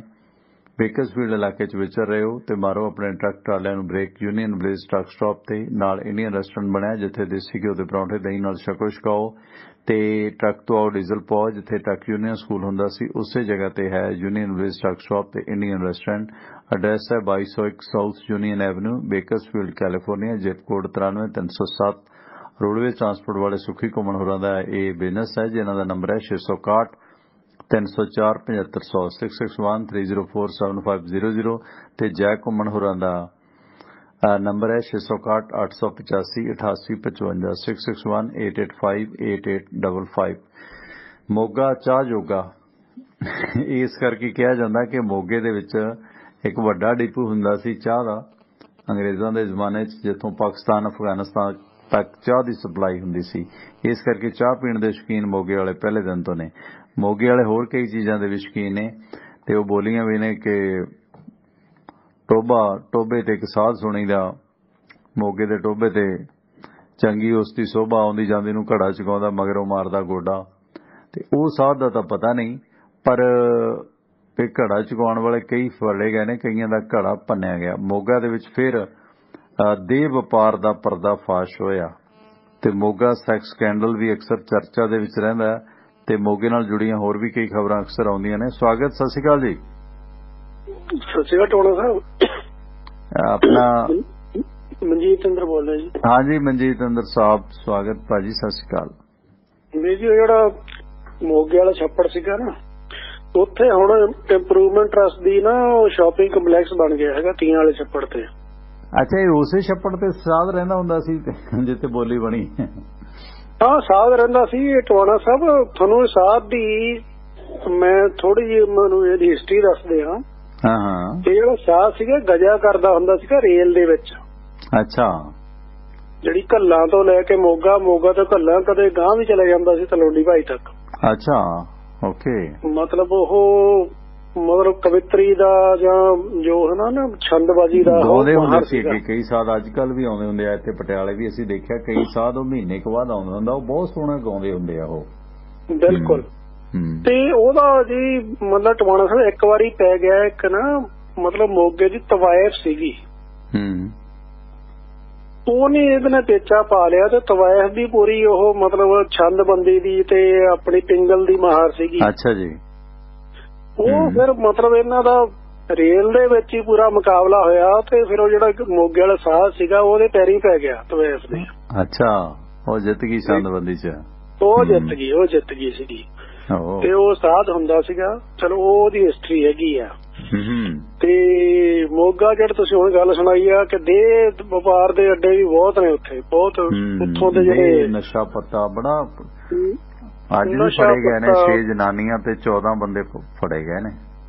ਬਿਲਕੁਲ ਜੀ। ਉਹ ਜਿਹੜੇ ਕਈ ਪੁਰਾਣੇ ਉੱਥੇ ਸਿਆਸਤਦਾਨ ਨੇ ਨਾ ਜੀ, ਉਹ ਵੀ ਉਹਨਾਂ ਦੇ ਆਪਦੇ ਅੱਡੇ ਹੈਗੇ ਆ। ਹਾਂ, ਪਹਿਲਾਂ ਵੀ ਉਹ NRI ਦੀ ਕੋਠੀ 'ਚ ਕੀ ਕੁਝ ਹੁੰਦਾ ਰਿਹਾ ਤੇ ਉਹ ਮੋਗਾ ਸੈਕਸ ਸਕੈਂਡਲ ਕਿੱਥੋਂ ਤੱਕ ਪਹੁੰਚਿਆ ਹੋਇਆ। ਹਾਂ, ਉਹ ਚਲੋ ਉਹਦੀ ਤਾਂ ਹੋਰ ਡਿਮੈਂਸ਼ਨ ਸੀਗੀ। ਵੈਸੇ ਵੀ ਜਿਹੜੇ ਪੁਰਾਣੇ ਜਿਹੜੇ ਹੈਗੇ ਨਾ ਜਨਤਾ ਦਲ ਵਾਲੇ ਜਾਂ ਹੋਰ ਹੁਣ ਆਪਾਂ ਨੌ ਕਦੇ ਕਿਸੇ ਦਾ ਲਈਏ, ਉਹਨਾਂ ਦੇ ਪੱਕੇ ਅੱਡੇ ਹੈਗੇ ਆ ਉੱਥੇ ਮੋਗੇ ਦੇ ਵਿੱਚ ਜੀ। ਚਲੋ ਖੈਰ, ਇਹ ਤੁਸੀਂ ਵਧੀਆ ਉਹ ਮਤਲਬ ਜਿਹੜੀ ਫਿਰ ਮਤਲਬ ਛੰਦਬੰਦੀ ਦਾ ਬੜਾ ਮਸ਼ਹੂਰ ਸੀ ਸਾਧ ਉਹ। ਓਕੇ, ਬੜਾ ਜੀ ਬੜਾ ਮੋਗੇ ਵਾਲਾ ਸਾਧ। ਕਿੰਨੀ ਪੁਰਾਣੀ ਗੱਲ ਹੈ ਭਾਜੀ ਵੈਸੇ? ਹਾਂਜੀ, ਕਦੋਂ ਕਿ ਜੇ ਹੋਇਆ ਇਹ ਸਾਧ? ਇਹ ਸਰ ਉਦੋਂ ਜਦੋਂ ਬਾਬੂ ਰਾਜੇਬਲੀ ਹੁਣੀ ਹੋਏ ਆ ਉਦੋਂ ਦੀ ਗੱਲ ਆ। ਉਹਨਾਂ ਸਮਿਆਂ ਚ ਆਜ਼ਾਦੀ ਤੋਂ ਪਹਿਲਾਂ 35-36 ਦੇ ਆਜ਼ਾਦੀ ਤੋਂ ਪਹਿਲਾਂ ਦੀਆਂ ਮਤਲਬ ਟਵਾਣਾ ਸਭ ਉਦੋਂ ਤਾਂ ਹੁੰਦਾ ਸੀ ਨਾ ਮਤਲਬ ਛੰਦਬੰਦੀ ਬਾਹਰ ਆਉਂਦੇ ਸੀਗੇ ਪਿੰਗਲ ਦੇ, ਉਹਨਾਂ ਦੇ ਮੁਕਾਬਲੇ ਹੁੰਦੇ ਸੀ। ਪਿੰਗਲ ਤੋਂ ਬਾਹਰ ਆ ਕੇ ਮੁਕਾਬਲਾ ਕਰੋ। ਮਤਲਬ ਪਿੰਗਲ ਤਾਂ ਤੁਸੀਂ ਜਾਣਦੇ ਹੋ ਨਾ ਕਿ ਵਿਆਕਰਣ ਹੁੰਦੀ ਹੈ ਕਵਿਤਾ ਦੀ। ਉਹ ਕਹਿੰਦੇ ਪਿੰਗਲ ਤਾਂ ਰਹਿ ਕੇ ਹਰੇਕ ਹੀ ਛੰਦਬੰਦੀ ਕਰ ਲਓ, ਪਿੰਗਲ ਤੋਂ ਬਾਹਰ ਉਹਦੇ ਮੁਕਾਬਲੇ ਅੱਡ ਹੁੰਦੇ ਸੀਗੇ। ਉਹ ਲੈਵਲ ਸੀਗਾ ਉਦੋਂ ਦਾ। ਤੇ ਦੂਜਾ ਮਤਲਬ ਟਵਾਣਾ ਸਾਹਿਬ ਤੁਸੀਂ ਯੂਕਰੇਨ ਦੀ ਗੱਲ ਕੀਤੀ, ਉਹ ਤਾਂ ਚੱਲ ਲੰਬੀ ਹੋ ਜਾਣੀ ਆ।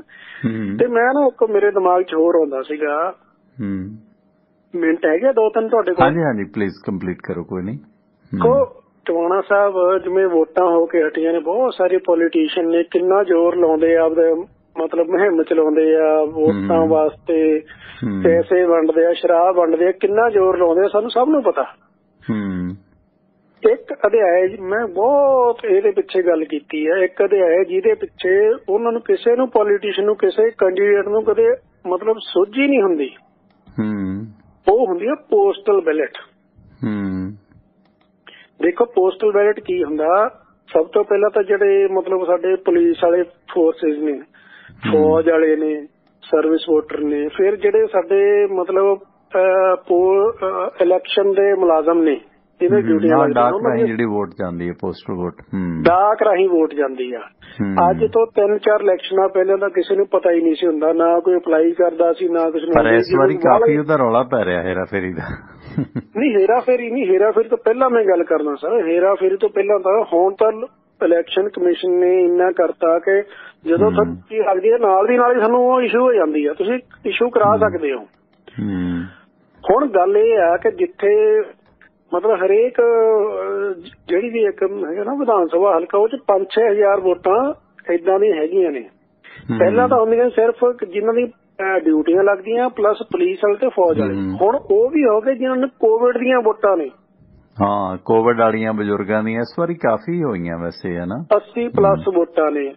ਹੁਣ ਮੈਂ ਕਹਿੰਦਾ ਇਹ ਵੋਟਾਂ ਉਹ ਪੋਸਟਲ ਬੈਲਟ ਨੇ ਜਿਹੜੇ ਵੋਟਾਂ ਪੈਣ ਤੋਂ 10 ਦਿਨ ਪਹਿਲਾਂ ਵੀ ਲੋਕਾਂ ਦੇ ਘਰੇ ਆ ਗਈਆਂ ਤੇ ਬਾਅਦ ਚ ਵੀ ਆਉਂਦੀਆਂ ਰਹਿਣੀਆਂ, ਤੇ ਇਹਨੂੰ ਇਲੈਕਸ਼ਨ ਕਾਊਂਟਿੰਗ ਵਾਲੇ ਦਿਨ ਤੱਕ ਅਸੀਂ ਪਾ ਸਕਦੇ ਹਾਂ। ਹੁਣ ਜਿੰਨੇ ਵੀ ਮਤਲਬ ਸਾਡੇ ਹੈਗੇ ਆ ਕੈਂਡੀਡੇਟ ਹੈਗੇ ਆ ਵਿਧਾਨ ਸਭਾ ਵਾਲੇ ਪਲੱਸ ਉਹਨਾਂ ਦੇ ਸਪੋਰਟਰ, ਉਹ ਸਭ ਆਰਾਮ ਨਾਲ ਸੁੱਤੇ ਪਏ ਆ। ਜਦ ਕਿ ਇਹ ਦਿਨ ਹੈਗੇ ਆ ਜਦੋਂ ਤੁਸੀਂ ਪੋਸਟਲ ਬੈਲਟ ਨੂੰ ਪਰਸਿਊ ਕਰੋ। ਅੱਜ ਤੱਕ ਵੀ ਬਹੁਤ ਸਾਰੀ ਵਿਧਾਨ ਸਭਾ ਇਲੈਕਸ਼ਨ ਹੈਗੀਆਂ ਨੇ ਜਿੱਥੇ 20% ਹੀ ਪੋਸਟਲ ਬੈਲਟ ਹਲੇ ਪੋਲ ਹੋਏ ਆ, 30 ਹੋ ਗਏ 40 ਹੋ ਗਏ। ਇਹ ਜਿਹੜੇ ਮਤਲਬ ਸਾਡੇ ਸਾਬਕਾ MLA ਜਿਹੜੇ ਖੜਨ ਵਾਲੇ ਉਹ ਆਰਾਮ ਨਾਲ ਸੁੱਤੇ ਪਏ ਆ, ਉਹ ਆਪਦੀਆਂ ਮੋਬਿਲਾਈਜ਼ ਕਰਨ ਬੰਦਿਆਂ ਨੂੰ, ਕਿਉਂਕਿ ਖਾਸ ਕਰ ਟਵਾਣਾ ਸਾਹਿਬ ਜਿੱਥੇ ਫੈਸਲਾ ਹੀ ਸੈਂਕੜਿਆਂ 'ਚ ਹੋਣਾ ਅੱਜ ਕੱਲ। ਹਾਂ ਇਸ ਵਾਰੀ ਕਾਫੀ ਗੇਮ ਲੱਗਦਾ ਹੈ ਕਿ ਉਹ ਲੱਗੇਗੀ, ਗੇਮ ਲੱਗੇਗੀ। ਤੁਸੀਂ ਉਹਦੇ ਤੁਸੀਂ ਬੰਦਿਆਂ ਨੂੰ ਲਾਓ ਪਿੱਛੇ, ਸਾਡੇ ਕਿਹੜੇ ਮੁਲਾਜ਼ਮ ਨੇ, ਕਿਹੜੇ ਪੁਲਿਸ ਵਾਲੇ, ਕਿਹੜੇ ਅਸੀਂ ਸਾਨੂੰ ਬਰੋਜ਼ ਕਰੀਏ। ਇਹ ਕਦੇ ਕਿਸੇ ਨੇ ਨਹੀਂ ਕੀਤਾ, ਕਦੇ ਕਿਸੇ ਨੇ ਨਹੀਂ ਕੀਤਾ। ਮਤਲਬ ਸ਼ਰਾਬਾਂ ਤੇ ਆਈ ਜਾਣਗੇ, ਪੈਸੇ ਵੰਡੀ ਜਾਣਗੇ, ਉਹ ਉਹਨਾਂ ਨੇ ਕਹਿੰਦੇ ਪਾਉਣੀਆਂ ਨਹੀਂ ਪਾਉਣੀਆਂ। ਜੀ ਹਾਂ ਬਸ ਥੈਂਕ ਯੂ ਥੋੜਾ ਸਾਹਿਬ, ਮਿਹਰਬਾਨੀ ਸਮਰਾਣੀ ਸਾਹਿਬ, ਥੈਂਕ ਯੂ। ਮੋਗਾ ਤੋਂ ਆਪਣੀ ਗੱਲ ਚੱਲੀ ਸੀ, ਭਾਜੀ ਹੋਰੀ ਗੱਲ ਦੱਸ ਕੇ ਗਏ ਨੇ ਕਿ ਵਾਕਈ ਉੱਥੇ ਉਹ ਜਿਹੜਾ ਸਾਧ ਸੀ ਆਉਂਦੀ ਜਾਂਦੀ ਨੂੰ ਘੜਾ ਚੁਕਾਉਂਦਾ, ਤੇ ਉਹਦਾ ਕਿੱਸਾ ਬਾਈ ਜੀ ਹੋਰਾਂ ਨੇ ਸਾਂਝਾ ਕੀਤਾ। ਮੋਗੇ ਦੇ ਵਿੱਚ ਪੁਲਿਸ ਵੱਲੋਂ ਅੱਜ ਰੇਡ ਕੀਤਾ ਗਿਆ। ਸੋ ਦੇਹ ਵਪਾਰ ਸੈਕਸ ਟ੍ਰੇਡ ਦਾ ਜਿਹੜਾ ਫਸਟ ਏਡ ਦਾ ਧੰਦਾ ਸੀਗਾ, ਉਸ ਦੇ ਵਿੱਚ 6 ਔਰਤਾਂ ਫੜੀਆਂ ਗਈਆਂ ਜੋ ਦੇਹ ਵਪਾਰ ਦੇ ਵਿੱਚ ਇਨਵੋਲਵ ਸੀ, ਤੇ ਉਹਨਾਂ ਸਮੇਤ 14 ਬੰਦੇ ਫੜੇ ਗਏ ਨੇ। ਤੇ ਇਸ ਸੰਬੰਧੀ DSP ਧਰਮਕੋਟ ਮਨਜੀਤ ਸਿੰਘ ਢੇਸੀ ਨੇ ਜਾਣਕਾਰੀ ਦਿੱਤੀ ਹੈ ਕਿ ਬੁੱਗੀਪੁਰਾ ਜਗਰਾਉਂ GT ਰੋਡ ਤੇ ਇੱਕ ਇਮਾਰਤ ਬਣੀ ਹੋਈ ਹੈ ਜਿਸ ਨੂੰ ਹੋਟਲ ਦਾ ਨਾਂ ਦਿੱਤਾ ਹੋਇਆ। ਇਸ ਹੋਟਲ ਸੰਚਾਲਕਾਂ ਦੇ ਕੋਲ ਕੋਈ ਸਰਕਾਰੀ ਮਨਜ਼ੂਰੀ ਨਹੀਂ ਸੀ, ਉਹ ਇਸ ਹੋਟਲ ਨੂੰ ਸੈਕਸ ਸਕੈਂਡਲ ਦੇ ਤੌਰ ਤੇ ਵਰਤਦੇ ਸੀ ਤੇ ਉੱਥੇ ਗਾਹਕ ਮਿਲਾ ਕੇ ਸਾਰੀ ਗੇਮ ਚੱਲਦੀ ਸੀ, ਜਿਸ ਦੇ ਵਿੱਚ 6 ਔਰਤਾਂ ਸਮੇਤ 14 ਬੰਦਿਆਂ ਨੂੰ ਹਿਰਾਸਤ ਦੇ ਵਿੱਚ ਲਿਆ ਗਿਆ ਤੇ ਮੁੜ ਕੇ ਇਹਨਾਂ ਨੂੰ ਜੇਲ੍ਹ ਭੇਜਿਆ ਗਿਆ। ਤੇ ਇਹ ਸੀ ਅਪਡੇਟਾਂ ਹੁਣ ਤੱਕ ਦੀਆਂ। ਲਓ ਦੋਸਤੋ, ਸਵੇਰੇ ਮੁਲਾਕਾਤ ਹੁੰਦੀ ਹੈ ਤੁਹਾਡੇ ਨਾਲ 7:30 ਵਜੇ। ਧੰਨਵਾਦ ਸਾਡੇ ਸਬਸਕ੍ਰਾਈਬਰ ਦਾ, ਸਾਡੇ ਸਪਾਂਸਰ ਦਾ, ਜਿਨ੍ਹਾਂ ਦੀ ਬਦੌਲਤ ਇਹ ਪ੍ਰੋਗਰਾਮ ਤੁਹਾਡੇ ਤੱਕ ਪਹੁੰਚਦੇ ਨੇ। ਤੁਸੀਂ ਬਹੁਤ ਸਾਰੇ ਸੱਜਣਾਂ ਨੇ ਕਮੈਂਟ ਕੀਤੇ, ਤੁਹਾਡਾ ਸਭ ਦਾ ਧੰਨਵਾਦ। ਤੇ ਸਵੇਰੇ 7:30 ਵਜੇ ਸਵੇਰੇ 7 ਵਜੇ ਤੋਂ ਲੈ ਕੇ 9 ਵਜੇ ਤੱਕ ਮੈਂ ਤੇ ਐਡਵੋਕੇਟ ਸੁਰਿੰਦਰ ਸਿੰਘ ਤੁਹਾਡੇ ਨਾਲ ਜੁੜਾਂਗੇ। ਪ੍ਰੋਗਰਾਮ ਨੂੰ ਪਲੀਜ਼ ਸ਼ੇਅਰ ਜ਼ਰੂਰ ਕਰ ਦਿਆ ਕਰੋ। ਆਪ ਸਭ ਨੂੰ ਨਿੱਜੀ ਤੌਰ ਤੇ ਬੇਨਤੀ ਹੈ, ਸਾਡੀ ਵੈਬਸਾਈਟ ਹੈ tivanaradio.com, ਜਿੱਥੇ ਤੁਸੀਂ ਇਹਨਾਂ ਪ੍ਰੋਗਰਾਮਾਂ ਨੂੰ ਲਾਈਵ ਵੀ ਸੁਣ ਸਕਦੇ ਹੋ। ਉੱਥੇ ਆਈਫੋਨ ਤੇ ਐਂਡਰਾਇਡ ਐਪਸ ਦੇ ਲਿੰਕ ਮਿਲਣਗੇ, ਇੰਸਟਾਲ ਕਰੋ। ਟਿਵਾਣਾ ਰੇਡੀਓ ਦਾ ਫੇਸਬੁੱਕ ਪੇਜ ਤੇ YouTube ਪੇਜ ਦਾ ਲਿੰਕ ਮਿਲੇਗਾ, ਉਹ ਲਿੰਕ ਤੁਸੀਂ ਆਪਣਾ WhatsApp ਗਰੁੱਪ ਦੇ ਵਿੱਚ ਵੀ ਮੰਗਵਾ ਸਕਦੇ ਹੋ। ਆਪਣਾ WhatsApp ਗਰੁੱਪ ਨੰਬਰ ਹੈ 9876309655 9876309655 ਨੰਬਰ ਹੈ ਆਪਣਾ WhatsApp ਦਾ, ਤੇ ਮੇਰਾ ਸੰਪਰਕ ਨੰਬਰ ਵੀ ਇਹੀ ਹੈ। ਤੇ ਲਓ, ਇਸ ਦੇ ਨਾਲ ਹੀ ਹੁਣ ਤੁਹਾਡੇ ਦੋਸਤ ਪਰਮਿੰਦਰ ਸਿੰਘ ਟਿਵਾਣਾ ਨੂੰ ਅੱਜ ਦਾ ਇਹ ਪ੍ਰੋਗਰਾਮ ਇੱਥੇ ਸਮਾਪਤ ਕਰਨ ਦੀ ਦਿਓ ਆ ਗਿਆ। ਸ਼ਬਾ ਖੈਰ, ਸਤਿ ਸ਼੍ਰੀ ਅਕਾਲ। ਜੁੜੇ ਰਹੋ ਟਿਵਾਣਾ ਰੇਡੀਓ ਦੇ ਨਾਲ।